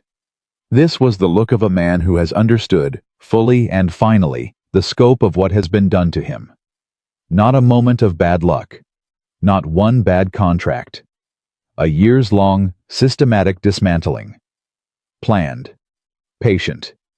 Executed by someone who had stood at his wife's funeral and offered comfort. "How was going to take it all?" Nathan said. "Piece by piece," Clara said. "The money first, then the land. Then, when the finances were bad enough, the offer to buy the whole property at a fraction of its value. And you would have been so exhausted and depleted by then that it might have felt like a relief." The silence was long. Then Nathan did something she didn't expect. He laughed. A single, short, humorless sound. The laugh of a man so far past his limit that the only direction left was through. "He nearly did it," he said. "He was this close." "He didn't count on me," Clara said. Nathan looked at her. "No," he said. "He didn't." He paused. "Neither did I." The air in the study was very still. "I need to go into town tomorrow," Nathan said. "I need to speak to the county recorder, and to the sheriff, and to my lawyer, not Finch. Finch recommended Caldwell Brothers. I need someone who isn't connected to any of this." "There's an attorney in Mill Haven," Clara said. "Roderick Shaw. He has no ties to Red Hollow. I looked into him last week." Nathan stared at her. "Last week." "I wanted to be ready," she said. I was quiet for a moment. Then, "Is there anything you haven't thought of?" "Probably," she said. but I haven't found it yet." He made a sound that was almost, a real laugh. Then he stood up and walked to the door and stopped. "Clara," he said. She looked up. "The woman they told me you were." He stopped, seemed to decide something. "They were so wrong. I need you to know that I understand how wrong they were." She held his gaze for a moment. "It's enough that you know," she said. "That's more than I had before," he nodded once, and walked out. Clara sat alone in the study with the documents spread before her, and the small lamp burning, and the quiet of the house settling around her. She thought about what Robert had said. Driscoll is the center. And she thought about the 6-week window and the sheriff and the county recorder and the slow, grinding machinery of doing things properly and legally when what you actually wanted was something faster and more final. She thought about Nathan's face when he'd heard the story. She picked up her journal, opened it to a fresh page. At the top, she wrote, "What does Driscoll think he knows about us?" Because that, she had realized, was the key question. Not what he had done, and not even what they could prove, but what he believed about his own security. Whether he knew he had been found out. Whether he had contingencies. She wrote for a long time. She was still writing when she heard Nathan's footsteps stop outside the study door. A pause. Then, without knocking, which was new, he pushed the door open and stood in the frame. "You should sleep," he said. "Soon," she said. He looked at her in the lamplight, at the pages of notes, the spread documents, the efficient wreckage of a woman working through a problem she intended to solve. "I'm glad you're here," he said. It came out simply, without ceremony, as if he'd decided that some things were better said plainly than managed carefully. Clara looked up from her journal. She had waited 3 years to be glad of being somewhere. "So am I," she said. He went to bed. She kept writing, and in the darkness outside the ranch, the shape of what was coming was already taking form. Driscoll's plan, Robert's confession, the 6-week clock, and 2 people who had started as strangers and were becoming, in the way real things become, something neither of them had originally planned. The town of Red Hollow thought it had seen the end of Clara Whitmore's story the day she walked down that aisle. It had not even seen the beginning. Roderick Shaw arrived from Millhaven on a Wednesday morning, and he was nothing like Harold Finch. Where Finch was round and self-satisfied, and moved through the world with the energy of a man who believed he was always the most important person in any room, Shaw was lean and quiet, and listened the way surgeons listen, with complete attention and zero wasted movement. He was 60 years old, with sharp gray eyes and the unhurried manner of someone who had seen enough human dishonesty to stop being surprised by it, and had simply become very efficient at addressing it. Nathan had contacted him through a letter Clara drafted. Shaw had responded within 4 days. He arrived with a leather satchel, a professional neutrality that gave nothing away, and the first question he asked, before he even sat down, was directed at Clara. "You found all of this yourself?" he said, looking at the documents spread across the study table. "I did," she said. He looked at her for a moment, the particular look of a professional encountering competence they hadn't expected. "Walk me through your methodology," he said. "In order. Every step." Nathan started to speak. Shaw held up one hand without looking at him. "Mrs. Cole," he said. "Please." Nathan closed his mouth. Clara walked Shaw through it. Every ledger, every contract clause, the boundary survey, the shell name on the county filing. Robert Pierce's testimony, which had arrived 2 days prior in a 12-page handwritten document, witnessed by the hotel proprietor in Red Hollow and already notarized. Shaw did not interrupt once. When she finished, he was quiet for 30 seconds. A full, deliberate 30 seconds that Nathan visibly struggled with, and Clara simply waded through. "Mrs. Cole," Shaw said, "in 20 years of practice, I have had perhaps 3 clients who brought me documentation of this quality." He paused. "You have built an airtight civil case and a credible criminal referral. Both are actionable." Nathan looked at Clara. She did not look back at him. She was watching Shaw. "What's our timeline?" she said. "The boundary survey is the most urgent," Shaw said. 6 weeks becomes 4 now, because we need time to file the counter-challenge and appear at the hearing. I can have the paperwork to the county recorder by Friday. He opened his satchel. The financial fraud is slower. We document, we present to the sheriff, we let the process move. Driscoll will likely attempt to settle rather than face criminal charges. Men like him usually do. I don't want a settlement, Nathan said. His voice was flat and final. Shaw looked at him. I understand that, but a settlement, structured correctly, recovers your money, invalidates his land claims, and removes him from any position to do further damage. A criminal trial is longer, more expensive, and less certain. He paused, though considerably more satisfying. We'll discuss it when we get there, Clara said. She looked at Nathan. One thing at a time. Nathan held her gaze for a moment, then nodded. Shaw stayed 4 hours. When he left, he took copies of everything, and left behind a precise, 3-page action plan written in the kind of clear, unambiguous language that made Clara feel, for the first time in weeks, that the ground under her feet was solid. After Shaw's wagon disappeared down the road, Nathan stood on the porch with his hands in his pockets and said nothing for a long time. You don't have to say it, Clara said, beside him. I'm going to say it anyway, he said. If you hadn't come here, if you hadn't looked at those ledgers, I would have lost this ranch inside of 3 years. Everything I built, everything my mother. He stopped, pressed his jaw together. Driscoll would have had all of it. But he doesn't, Clara said. Because of you, Nathan said. She shook her head slightly. Because you gave me access to the numbers and trusted what I found. Clara. He turned to look at her. Stop deflecting the credit. She looked at him. Something in his directness caught her off balance in a way that very few things did. I'm not deflecting, I'm being accurate. You are deflecting, he said, because you have spent so long in a town that told you your contributions didn't matter, that you've learned to preemptively minimize them before someone else does it for you. He said it without anger, without accusation. Plainly, the way he said everything that mattered. I'm telling you, what you did matters. What you found saved this ranch.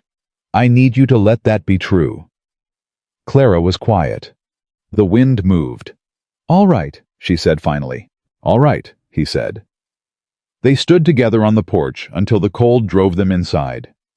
The following days had a different texture than the weeks before. Something had shifted, not dramatically, not with announcement, but in the way things shift when a long-held tension finally releases. The work continued. Shaw's filings, the ongoing documentation, the preparation of Robert's testimony for legal use. But underneath the work, something else was moving, quieter and more personal. Nathan started talking to her differently, not about the ranch, about other things, about his mother, who had planted the kitchen garden and died when he was 19. About the first winter he'd spent alone on the property after he'd bought it, when the isolation had been a physical thing, something he could feel pressing against the walls of the house. About Rebecca, not often and not easily, but honestly, in the way a man talks about someone he has loved and lost, when he has finally found someone he trusts to hold the weight of it carefully. Clara listened. She was a very good listener, not the performative kind who nods at intervals and waits for their turn to speak, but the real kind, the kind that actually absorbs what's being said and turns it over and responds to what was meant, not just what was spoken. She told him things too. Carefully at first, and then with more ease. She told him about her father, a gentle, impractical man who had loved her genuinely and understood her not at all, and whose death had left her not just grieving, but suddenly, terrifyingly alone in a world that had no particular interest in making space for a woman with no husband, no family, and a reputation already beginning to tarnish at the edges. She told him about the years after Robert left. What it had actually been like. Not the surface version. I managed, I was fine. But the real version. The morning she had woken up and had to construct, deliberately, the will to get out of bed. The way she had learned to shop for supplies at off hours to avoid the looks. The small, accumulated cruelties of being somewhere you are not wanted. Not attacked openly, just consistently not chosen, not included, not acknowledged. Nathan listened to all of it the same way she listened to him, completely, without rushing to fix it or minimize it or redirect it toward something more comfortable. One evening he said, "I'm angry." She looked at him. "At what specifically?" "At the years," he said. "The years that were wasted. The things that were done to you that nobody stopped." "You couldn't have stopped them," she said. "You didn't know me." "No," he said. "But someone should have." She sat with that for a moment. "People rarely step between a crowd and its target," she said. "It costs too much, socially. Most people decide it's not their business." "It should have been someone's business," he said. His jaw was tight. "You deserved better than what this town gave you." Clara looked at him carefully.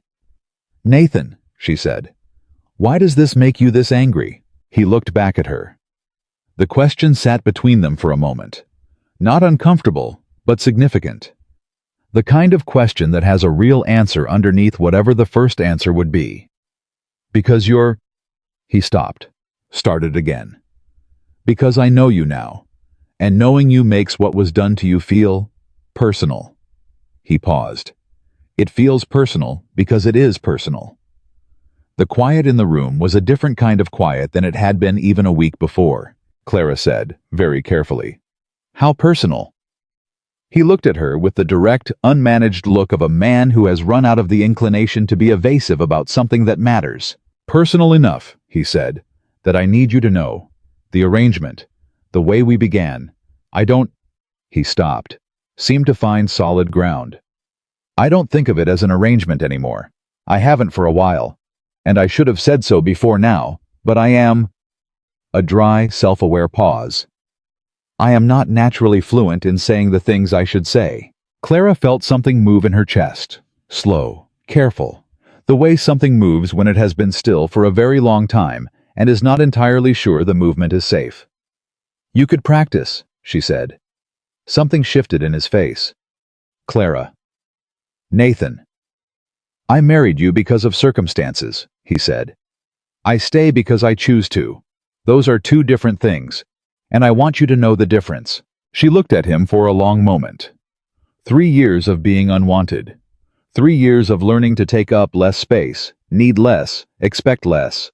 3 years of becoming very, very good at surviving on nothing. "I know the difference," she said quietly. "And I—" She stopped, made herself continue. "I'm not accustomed to being chosen. I want you to know that. So if I'm slow about this, if it takes me time to—" "Take whatever time you need," he said. It was the simplest thing, the most direct. It left no room for doubt about what it meant. She nodded. He nodded. They went back to what they had been doing, because that was what people do when something real happens between them. They go back to the ordinary world and carry the new thing inside it, quietly, while they figure out what it means. But something had been said. And in the economy of this particular story, saying it mattered enormously. 3 days later, Harlan Driscoll came to the ranch. He arrived on a Thursday afternoon with the relaxed confidence of a man who does not yet know that the ground has shifted under him. His horse was good, deliberately good, the kind of horse chosen to communicate prosperity without ostentation. He was perhaps 55, broad-shouldered, with a friendly face that had been carefully cultivated over decades to communicate trustworthiness. He shook hands warmly. He smiled with his whole face. Clara watched him from the doorway of the supply barn. She had seen his type before. Not him specifically, but the architecture of him. The particular one, like Driscoll, moved through the world, with the ease of someone who has never been held accountable for anything, and has therefore never developed the internal posture accountability builds. He did not carry himself like a guilty man. He carried himself like a man who has decided, a long time ago, that what he does is simply business, and business has its own morality, separate from the kind that applies to ordinary people. Nathan came out to meet him in the yard. "Harlan," he said. His voice gave nothing away. "Nathan." Driscoll clasped his hand. "I've been meaning to come by. Heard you had some legal business underway. County records, something about the boundary survey. He shook his head, companionably concerned. I have to say, I was surprised. I think there may be some confusion about the filing. I'd hate for this to become an expensive mess when I think we can sort it out neighbor to neighbor. Come inside, Nathan said. Driscoll came inside. Clara was already in the kitchen, which was where Nathan had asked her to be. She did not look surprised to see Driscoll, and she did not look alarmed. She was at the table with a cup of coffee, and, placed very deliberately in front of the chair where Driscoll would sit, a folder of papers. Driscoll looked at her. Something in his easy expression recalibrated, barely perceptibly. The way a card player's face shifts when the hand develops differently than expected. Mrs. Cole, he said warmly, I don't think we've been properly introduced. We haven't, Clara said. Sit down, Mr. Driscoll. He sat down. He looked at the folder. He did not touch it. Nathan sat across from him.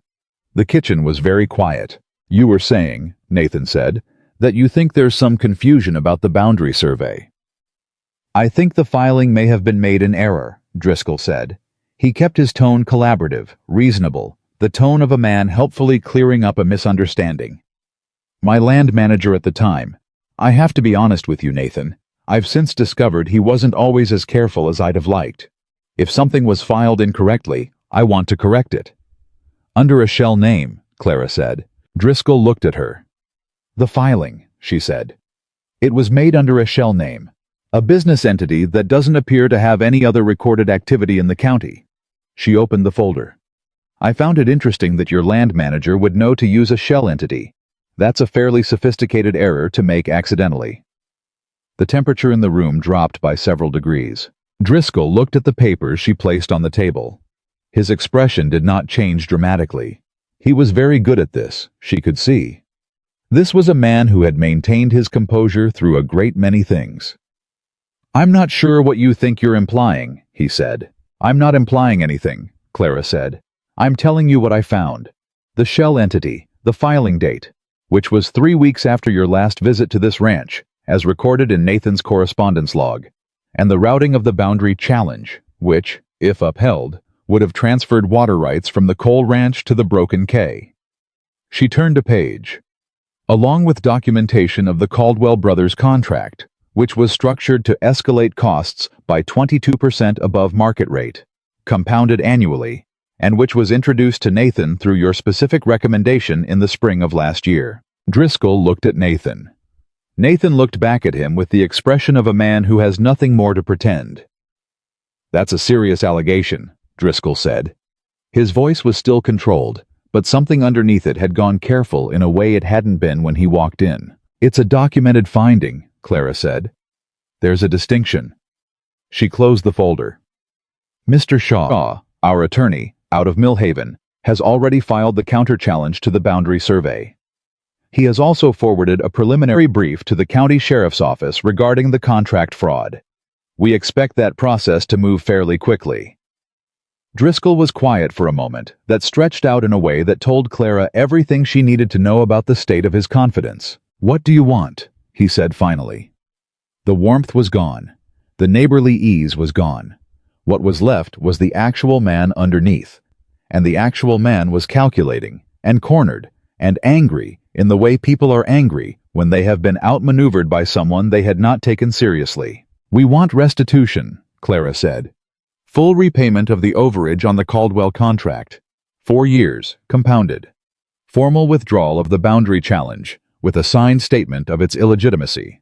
And a signed legal agreement that you will conduct no further business dealings, direct or indirect, with this ranch or with any entity associated with Nathan Cole. She paused. Mr. Shaw has prepared all 3 documents. They're in the folder. Driscoll stared at her. Then he looked at Nathan. You're going to let your wife— My wife, Nathan said quietly. Found what you did, built the case for it, arranged the legal response to it, and sat across this table from you to deliver it. He leaned forward slightly. The only thing I'd add to what she's said is this. If you make this difficult, if you push back, if you try to negotiate, if I hear your name connected to anything involving this property ever again, I will spend every resource I have making sure that everything she found is public record in every county in this state. His voice was very calm. "You'll sign the documents, Harlan, today." The silence was long. Driscoll looked at Clara one more time, really looked at her, with the particular look of a man recalculating who, exactly, he had been dealing with. He picked up the pen. He signed all 3 documents. He was gone within the hour. Nathan stood at the window and watched his wagon disappear. Clara stood behind him at the table, the signed documents in her hands, checking each signature against Shaw's requirements.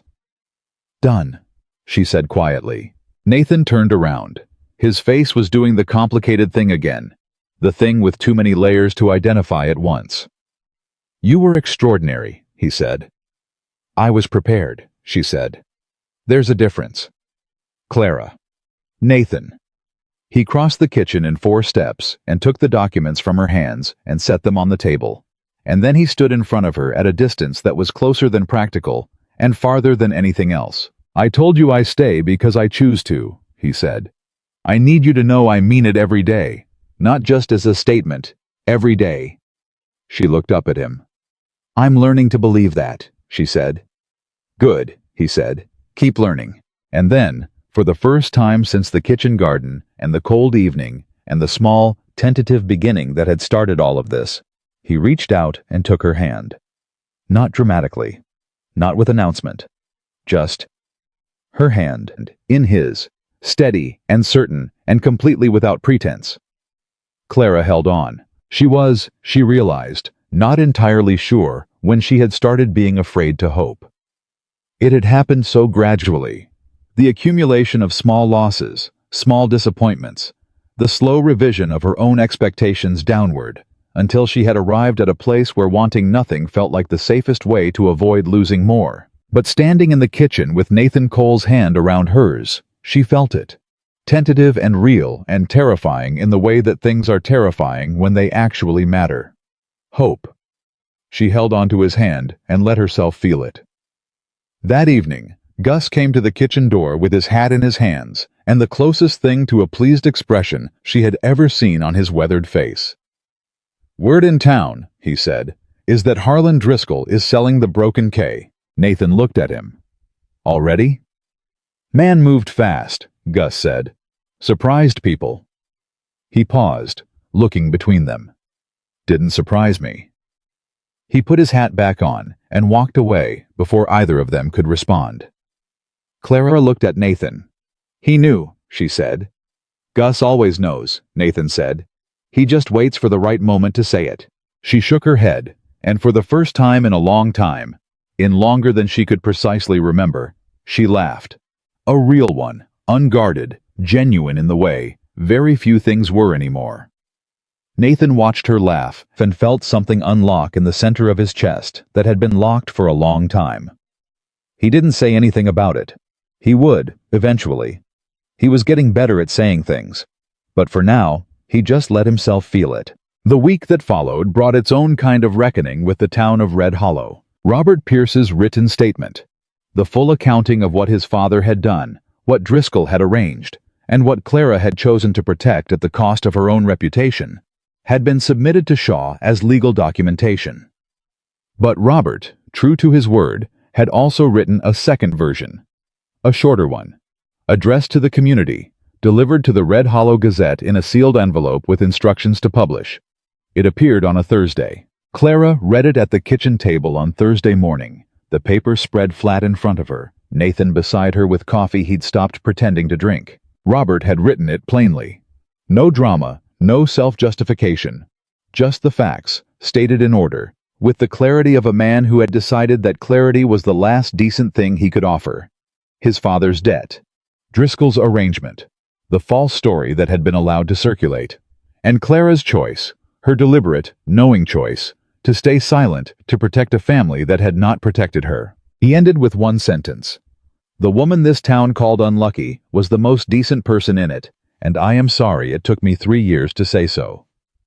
Clara read it twice. Nathan watched her read it, watched her face move through something complicated and private that he had the sense to not interrupt. When she set the paper down, she was very still for a moment. How does it feel? He said. She thought about it honestly. Strange, she said. I spent so long not expecting it that I don't quite know what to do with it. You don't have to do anything with it, he said. It's just the truth. It was always the truth. It just took a while to get where it belonged. She looked at him. You're getting better at saying things, she said. I have a good teacher, he said. She picked up her coffee. He picked up his. They sat together at the table while the morning moved around them, and the paper sat between them with its plain, overdue words, and outside the window, the ranch went on being a ranch. The sounds of the men starting the day's work, the horses, the creak of the barn door. All of it ordinary, all of it exactly as it should be. The response from Red Hollow was not uniform and was not immediate. Small towns process public reckonings the way they process most things. Slowly, with a great deal of private conversation before anything surfaces publicly. There were people who read Robert's statement and felt something genuine. Discomfort, regret, the particular shame of realizing you have been unkind to someone who did not deserve it. And there were people who read it and immediately began the work of rewriting their own role in the story, constructing a version in which they had always had their doubts, had always suspected something wasn't right about the official narrative. Dottie Marsh was in the latter category. She appeared at the ranch on a Saturday morning, the second Saturday visit from Red Hollow in a month, which Nathan noted with visible lack of enthusiasm, with a basket of something and an expression of concentrated warmth. Clara, she said, when Clara opened the door. I just wanted to say, after reading what Robert wrote, I hope you know that most of us had no idea. We were misled, all of us. Clara looked at her. She thought about 3 years of poor Nathan, and she'll ruin him within a year, and the specific way Dottie's voice had carried across the church on the morning of her wedding. She thought about the person she had been before she learned not to expect people to surprise her on the good side. She thought about what it cost, and what it bought, to be gracious to people who had not been gracious to you. I know, she said. Thank you for coming, Dottie. Dottie blinked. She had expected more reception, more gratitude, more of the emotional transaction that public forgiveness usually provides. Clara was not offering a transaction. She was offering exactly and only what she said, acknowledgement and thanks, and then the implicit understanding that this was, for Clara, complete. Dottie left shortly after, basket still in hand. Nathan appeared in the hallway. She wanted absolution, he said. She can find that somewhere else, Clara said. I'm not in that business. He looked at her steadily. You're not angry at her. I'm not angry, Clara said. I'm done. There's a difference. She paused. Being angry at Dottie Marsh would require me to keep giving her space in my head. I'd rather use the space for other things. Like what? He said. She looked around. At the house, the hall, the morning light coming through the window at the end of it. At the man standing in that light, watching her with the open, undisguised attention of someone who has decided she is worth the full quality of his attention. Like this, she said simply. He walked down the hall toward her. She didn't move. When he reached her, he stopped close enough that she had to look up slightly to meet his eyes. The arrangement, he said, using the word deliberately, the way you use a word you're retiring. I'd like to renegotiate the terms. She felt the corner of her mouth move. Oh? The original terms were practical, he said. I think the new terms should be honest. And what are the honest terms? She said. He reached up and tucked a strand of her hair back. One simple, careful gesture, tentative in the way of a man who is not accustomed to tenderness and is trying it anyway, finding it less impossible than expected. That this is real, he said. That you know it's real, and that you stay not because of circumstances, but because you choose to. He paused. The same reason I do. Clara looked at him. At this man she had married for survival, and was choosing now for entirely different reasons. At the man who had said, let's disappoint them on their wedding day, and had spent every day since making good on it. Those are better terms, she said. Is that a yes? It's a yes, she said. He put his forehead down against hers, very briefly. Just a moment, just that much. And she closed her eyes, and the house settled around them, And outside the day went on being ordinary and real and entirely, completely theirs. The morning after, Nathan put his forehead against hers, and she said yes. Clara woke up before sunrise and lay in the dark for a long moment, listening to the house breathe around her. She had done this every morning since she arrived. This quiet inventory, this check of herself before the day made its demands. It was a habit built from years of waking up alone in a world that required her to be braced before she was fully conscious. But this morning, the inventory felt different. What she was checking for, the familiar low-grade dread, the weight of being somewhere she wasn't truly wanted, wasn't there. In its place was something she didn't immediately have a word for. Not happiness exactly, not yet, because she was too careful a person to call something happiness before she was certain it would hold. But something adjacent to it. Something warm and tentative and real. She got up and made coffee. Nathan appeared in the kitchen 20 minutes later, looked at her standing at the stove with her cup, and stopped in the doorway in the way he'd stopped doing weeks ago and had apparently started doing again. "You're up early," he said. "I'm always up early," she said. "You've noticed." "I notice most things," he said. "I just don't always say them." She looked at him over her cup. "You're getting better at that." He almost smiled. "Working on it." He came into the kitchen and poured his own coffee and stood beside her at the stove, not touching, but close, in the way they'd been close since the day before, a closeness that was new and deliberate and didn't require explanation. "Shaw sent a telegram last night. Driscoll signed the full restitution agreement. Money transfers begin next week." Clara set her cup down. "How much of it does he actually have?" "Enough," Nathan said. Shaw was thorough. He attached Driscoll's liquid assets before the signing, so there's no moving money around to avoid it. A pause. "The broken case sold faster than expected. Driscoll needed the cash." "Who bought it?" she said. Nathan looked at her with something that was not quite a smile, but was working toward one. "Hector's family," he said. "His uncle. They've been looking for grazing land for 3 years." Clara stared at him. "Hector's been a good man," Nathan said simply. "Good men deserve good land." She thought about Hector, the quiet, hard-working ranch hand who had been the first person to offer to show her where the supplies were kept on her very first day. Who had worked every day since with the particular dignity of someone who respected the place they were and the people in it. "He'll be a good neighbor," she said. "He will," Nathan agreed. They drank their coffee in the morning quiet, and outside the ranch was waking up.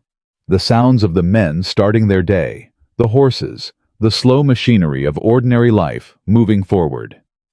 Clara listened to it and felt it settle around her the way belonging settles, gradually, like something learning the shape of the space it's been given. She had not expected to belong here. She had come expecting to be useful.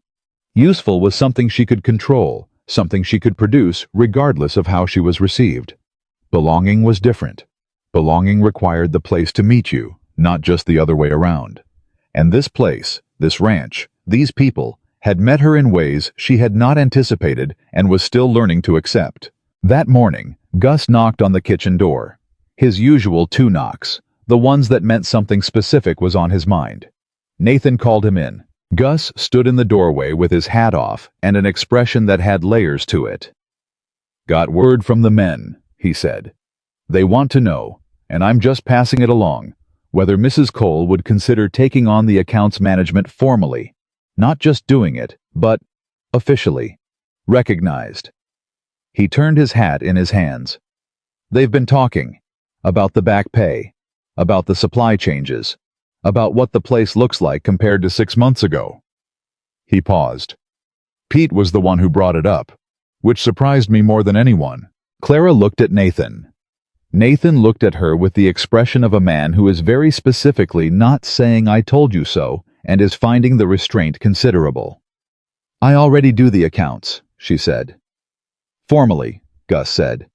"So it's acknowledged. So it's not just something that happens because you're the wife."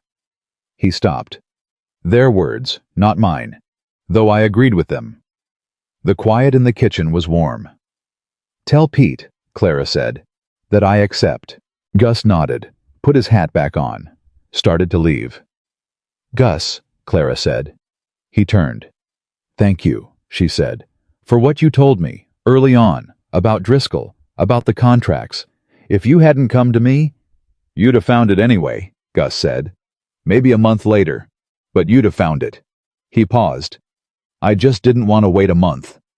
He walked out. Nathan was watching her when she turned back around. He likes you, he said. Gus doesn't like people, she said.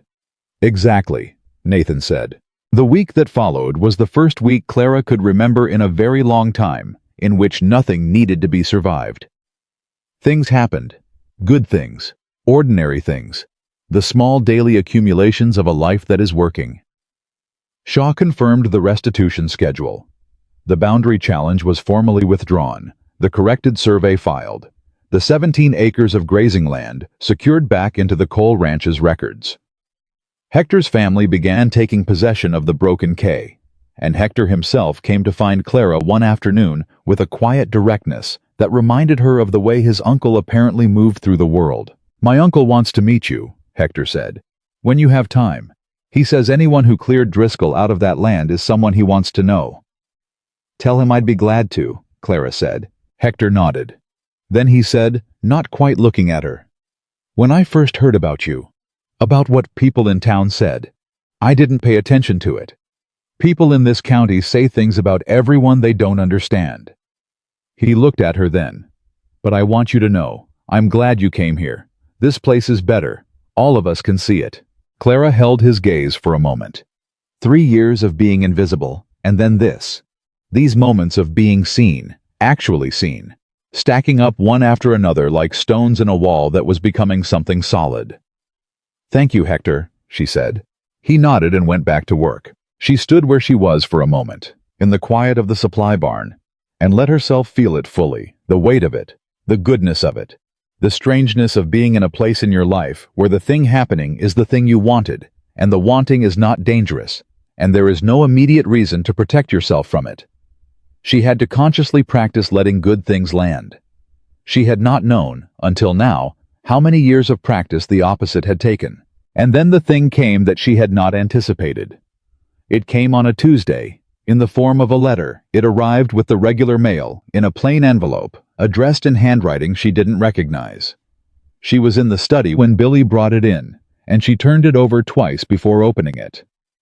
The return address was a town 3 counties over, a place called Grayford, which she had heard of but never visited. She opened it. The letter was from a woman named Edith Carlyle. Clara read it once quickly, then set it down, then picked it up and read it again slowly. Edith Carlyle was 61 years old, a widow, and she had a problem. Her late husband's business partner, a man she named as Wilson Garrett, had been slowly and systematically doing to her late husband's estate what Harlan Driscoll had tried to do to Nathan Cole's ranch. Bad contracts, misfiled paperwork, quiet arrangements designed to deplete and redirect until there was nothing left, and an offer could be made at a fraction of the value. Edith had read about what had happened with Driscoll. Word, apparently, had traveled, and she had written to Clara specifically. Not to Nathan, not to Shaw, but to Clara. Because she had heard that there was a woman in Red Hollow who knew how to read a ledger and knew how to use what she found. I don't have a great deal, the letter said near the end. But I have evidence, and I have 2 grandchildren, and I am not willing to let this man take the last thing my husband built for our family. I am writing to you because I am told you understand what it means to be underestimated. I believe I need someone who does. Clara read the letter a 3rd time. Then she took it to Nathan. She watched his face as he read it. Watched it move through the same things her own face had moved through. The recognition of the pattern, the anger at the pattern, and then something else. Something that had a quality of decision to it. He set the letter down and looked at her. What do you want to do? She had expected him to tell her what he thought. She had not expected him to ask first. I want to write back, she said. I want to tell her to send me the documents she has. I want to look at them. She paused. And I want to connect her with Shaw. And if the documents show what she thinks they show, he said. Then we help her do what we did, Clara said. Nathan looked at her for a moment. This could become larger than one letter. I know, she said. There are probably other women like Edith Carlisle, he said. Other situations like this one. I know, she said again. He held her gaze. Is that what you want? She thought about it honestly. About the thing that had happened to her over the past months. The way she had discovered, gradually, that the skill she had always had, the patience with numbers, the ability to trace things, the refusal to be intimidated by complexity, was not just useful for survival. It was useful, period, for other people, in ways that mattered. Yes, she said. I think it is. Nathan nodded slowly. Then write to Edith Carlisle, he said. And I'll write to Shaw and tell him to expect her contact. Clara picked up the letter. You're not concerned about what this might grow into? He looked at her with the direct, uncomplicated look that she had come to understand was his version of complete openness. I married a capable woman, he said. I'd be an idiot to ask her to be less capable than she is.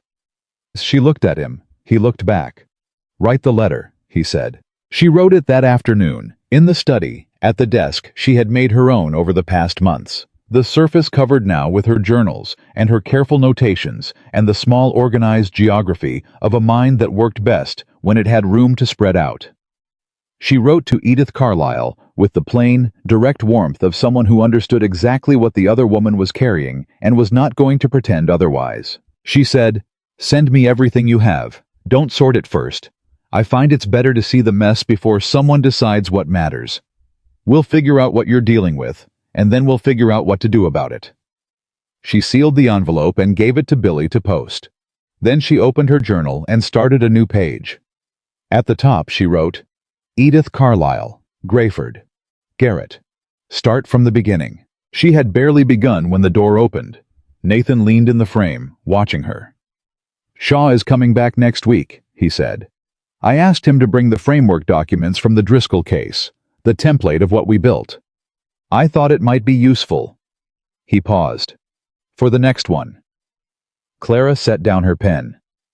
You already assumed there would be a next one. You wrote the letter this afternoon, he said. I've known you long enough to know what that means. She looked at him, at the man who had started as a practical arrangement and become the person who knew her well enough to predict her, who made space for what she was without being asked, who had looked at the breadth of her and not found it inconvenient. Thank you, she said, for all of this, for letting it become what it became. He came into the study, sat in the chair across from her, the chair he'd taken to sitting in on the evenings when he worked near her, when they'd settled into the habit of sharing the same quiet without requiring it to be more than it was, and sometimes letting it be more. I didn't let it become anything, he said. You built it. I just had the sense not to get in the way. That is letting it, she said. Knowing not to get in the way. That's not nothing, Nathan. Most people don't know that. He was quiet for a moment. Then, Clara. Yes, I love you. He said it the way he said the things that mattered. Directly, without preamble, with the settled certainty of someone who has thought it for long enough that saying it feels like the most ordinary thing in the world.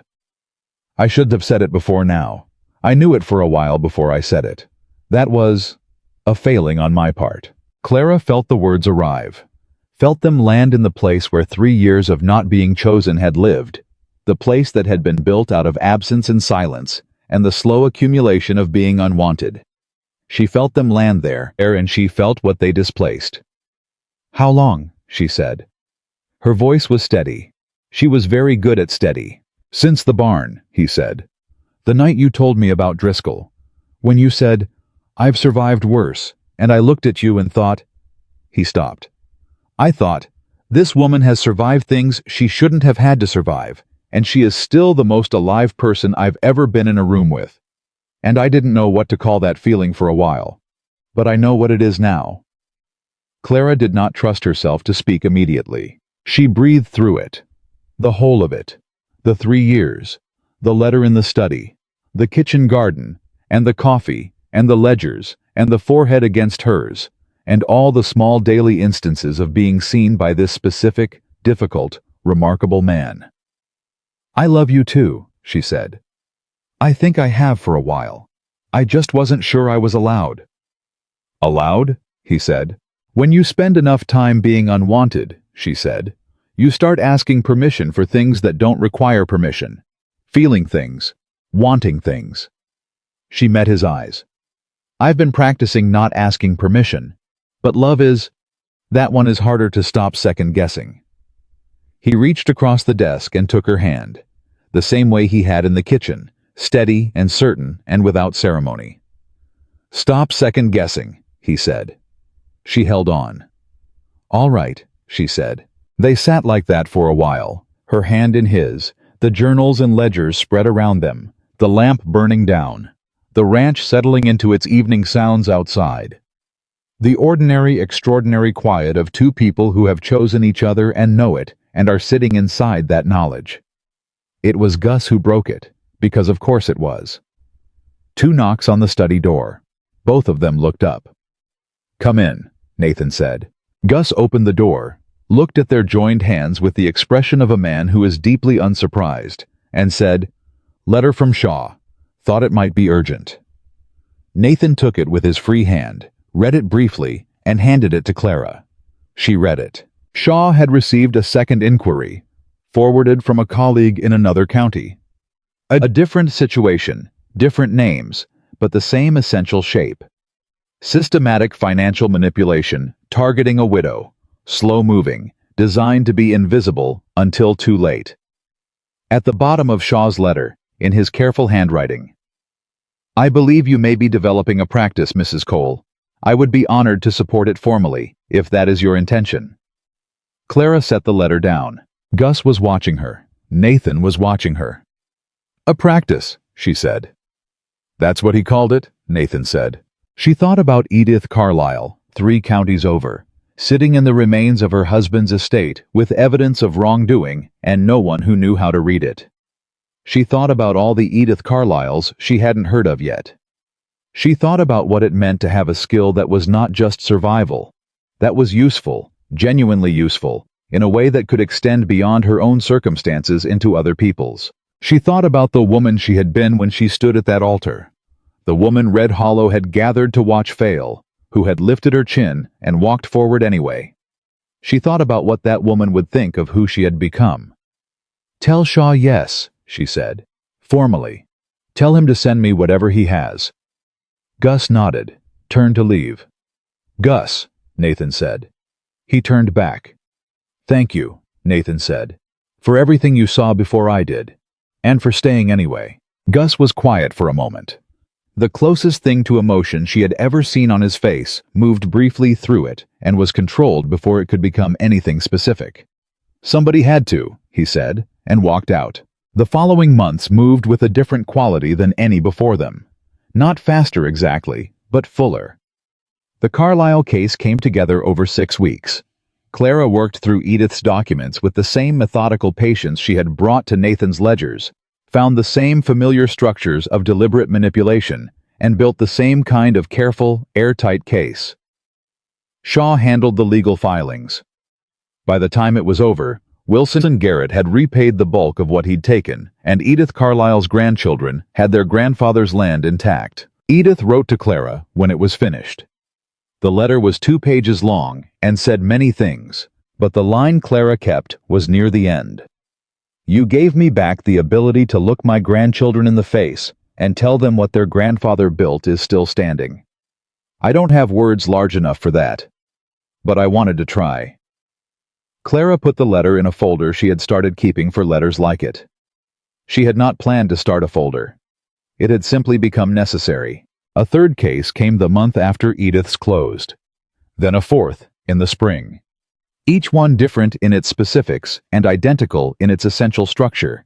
Someone being slowly, deliberately depleted by someone who had counted on them not knowing how to read what was being done to them. Each one resolved, painstakingly, through the same tools. Patience, numbers, careful documentation, and a lawyer who had decided this work was among the most worthwhile of his career. Red Hollow noticed. You cannot keep secrets in a small town. Not real ones, not the kind that walk around in plain sight. People talked, and what they talked about was Clara Cole. The name Clara Whitmore had faded. The town had moved on to something more current and considerably more complicated to reconcile with the story it had told itself for 3 years. Margaret Alden came to the ranch again, in early spring. This time she did not bring preserves. She sat at the kitchen table with her hands folded and said, directly and without warmth, "I was wrong about you. I said things that weren't fair. I want you to know I know that." It was not an apology dressed in warmth. It was not the seeking of absolution that Dottie Marsh had tried. It was a plain statement, delivered the way a plain statement should be delivered, with nothing attached to it except the fact of it. Clara looked at her. "Thank you, Margaret," she said. "I appreciate you saying it." "It doesn't undo what was done," Margaret said. "No," Clara agreed, "but it's still worth saying." Margaret nodded, once, stood up, left. Nathan, who had been in the hallway and had heard all of it, appeared in the kitchen doorway. "How do you do that?" he said. "Do what?" "Make people feel." He searched for it. "Seen. Even when they've done something wrong. You don't let them off the hook, but you don't make them feel like they can't come back from it." Clara thought about this honestly. "I know what it's like to not be allowed to come back from something," she said. "I don't want to do that to other people. Even people who weren't kind to me." She paused. "And besides, Margaret saying that to me required something from her. I can acknowledge that without pretending she never said the other things." Nathan looked at her for a long moment. "You are," he said, "the most grown person I have ever met." She raised an eyebrow. "That's your version of a compliment?" "It's the most accurate one I have," he said. She laughed. He came into the kitchen and kissed her forehead. The ease of it, the casualness of it, the way it had become the ordinary language of their days, and went to pour himself coffee. Spring became summer. The kitchen garden produced more than it ever had. Clara had spent the winter planning it properly, rotating the beds, feeding the soil, working with the land instead of against it, the way her father had taught her without knowing he was teaching her. She gave surplus to the ranch hands, to Hector's family, to Edith Carlyle, who had come to visit once and stayed 3 days and become, improbably and perfectly, a genuine friend. Billy grew 3 inches and stopped trying to take up less space than he occupied.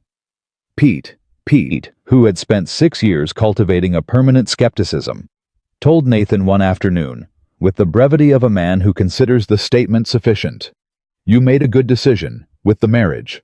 I thought you should know I think so." Nathan told Clara what Pete had said that evening. Clara put her hand over her mouth to cover her smile, and did not entirely succeed. "Pete," she said.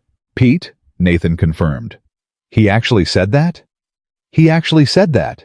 She shook her head and laughed, and Nathan watched her laugh the way he'd taken to watching her when she didn't notice, with the particular attention of a man who has found something worth paying full attention to, and has decided not to waste the opportunity. In the fall, a woman arrived unannounced on a Wednesday afternoon. Her name was Frances Burke, and she was 47, and she was from Red Hollow itself, not from another county, not from some distant circumstance, but from the town itself, a woman Clara had passed in the street a dozen times without exchanging anything more than a nod. She was the wife of a man who ran the mill at the edge of town, a quiet woman who kept to herself, who had apparently been watching everything that had happened over the past year with the careful attention of someone waiting to know if it was safe to come forward. She sat at the kitchen table and put her hands flat on the surface and said, "I think my husband's business partner is stealing from him. I think it's been going on for 2 years. I don't know how to prove it, and I don't know who to trust in this town." She looked at Clara directly. "But I trust you. I've watched you this year. I trust you." Clara looked at the woman across from her, at the effort it had taken to walk through this door, at the particular courage of someone who has decided to stop managing something alone and has found the person she believes can help her carry it. She knew what that decision cost. She had made it herself, once, at a kitchen table not unlike this one. "Tell me everything," she said. "Take as long as you need." Nathan appeared in the doorway a few minutes later, checking in the way he did, the quiet pass-through that meant, "I'm here if you need me, and I'll stay out if you don't." He looked at Francis, then at Clara, and something in his face settled into the expression she had come to know best on him, the one that was simply, cleanly, pride. He went back to what he'd been doing. Clara turned back to Francis Burke and listened. The case took 4 months. It was the most complicated one yet, tangled into the mill's accounting in ways that had clearly been designed to be impenetrable. Clara spent more nights than she could count with those ledgers, following threads that doubled back and redirected, and seemed designed specifically to exhaust the patience of whoever tried to follow them. She did not exhaust. She kept following. When it was done, the business partner had been removed, the stolen funds recovered, and Francis Burke's husband had the full picture of what had been done to his business and by whom. He came to the ranch himself to thank Clara, with the slightly dazed quality of a man who has been handed back something he had believed was permanently lost. "I don't know what I would have done," he said, "if Francis hadn't come to you." "She's the one who came," Clara said. "That took the most courage. I just read the numbers." He shook his head. "You did more than that." Clara sent him home with a referral to Shaw and a list of the changes she recommended to his accounting system going forward, so that the structure could not be exploited the same way again. That evening, she and Nathan sat on the porch after supper. Their regular evening habit now, the time when the day's work was done and the night hadn't fully arrived, and there was a window of quiet that belonged to no one but them. "4 cases, Nathan said. "5, she said. "Shaw took on one independently last month. He's billing it through our arrangement." Nathan looked at her. "Our arrangement." "The formal partnership," she said. "Shaw, me, and your ranch as the base of operations." She paused. "I've been meaning to talk to you about the name." "The name," he said. "Of the practice," she said. "Shaw suggested Cole and Shaw Legal Services. But I think that's—" She considered. "I think that misrepresents what we're actually doing. It's not legal services primarily. It's financial advocacy, investigation, documentation." She looked at him. "I've been thinking about the Whitmore method." He was quiet for a moment. "Your maiden name," he said. "Yes," she said. Because Clara Whitmore is the woman they tried to make into nothing, and I want her name on the thing that came out of surviving that." A pause. "Is that—" "Yes," he said, before she could finish. "Yes, absolutely. That's what it should be called." She exhaled. She had not realized she'd been holding something until she let it go. "Clara Whitmore," he said quietly. Not in the way Helen Pierce had said it, like a weapon, like a reminder of a verdict already handed down. In the way of someone speaking a name they respect. "It's a good name." She looked at him. "Cole is a good name too," she said. "They both are," he said. "Keep both." She reached over and took his hand on the porch railing. Her gesture this time, her reaching. He turned his hand over immediately, without hesitation, and held on. They sat on the porch as the evening moved toward dark, and the ranch settled into its nighttime quiet around them. The last sounds of the horses, the distant voices of the men finishing up. The creak of the old house standing firm on land it had held for 15 years. Below them, Red Hollow sat in its valley, going about its ordinary business. A town that was not so different from any other small town, with its gossip and its generosities and its slow, difficult capacity to revise itself when it had been wrong. It had been wrong about Clara Whitmore.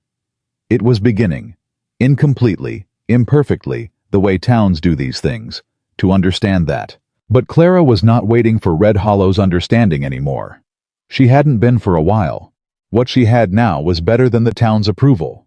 It was her own, hard-won, grounded in what she had actually done, rather than in what anyone else had decided about her. She thought about the woman who had stood at that altar in a blue-gray dress she'd made herself, with a town full of people waiting for her to fail.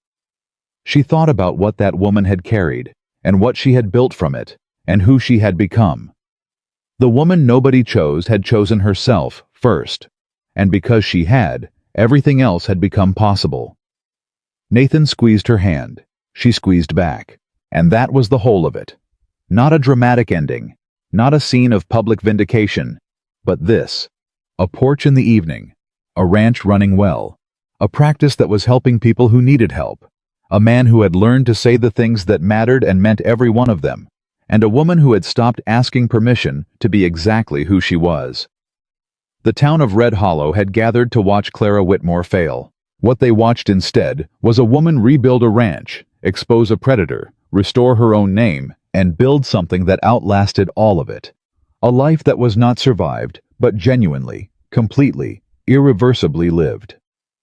Nathan Cole had married a woman out of circumstances.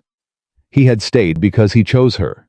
Every day, without reservation, without the weight of the original arrangement anywhere in it. And Clara Whitmore, who had spent 3 years being the woman nobody wanted, became the woman one man needed, and in being needed, discovered that she had always been exactly enough, not despite everything she had endured, but because of what she had built from it. Some people are broken by being ignored. Clara Whitmore was made by it, and the life she built from the ruins of what others had discarded was the most extraordinary thing Red Hollow had ever had the privilege of witnessing, even if it had taken them far too long to know it.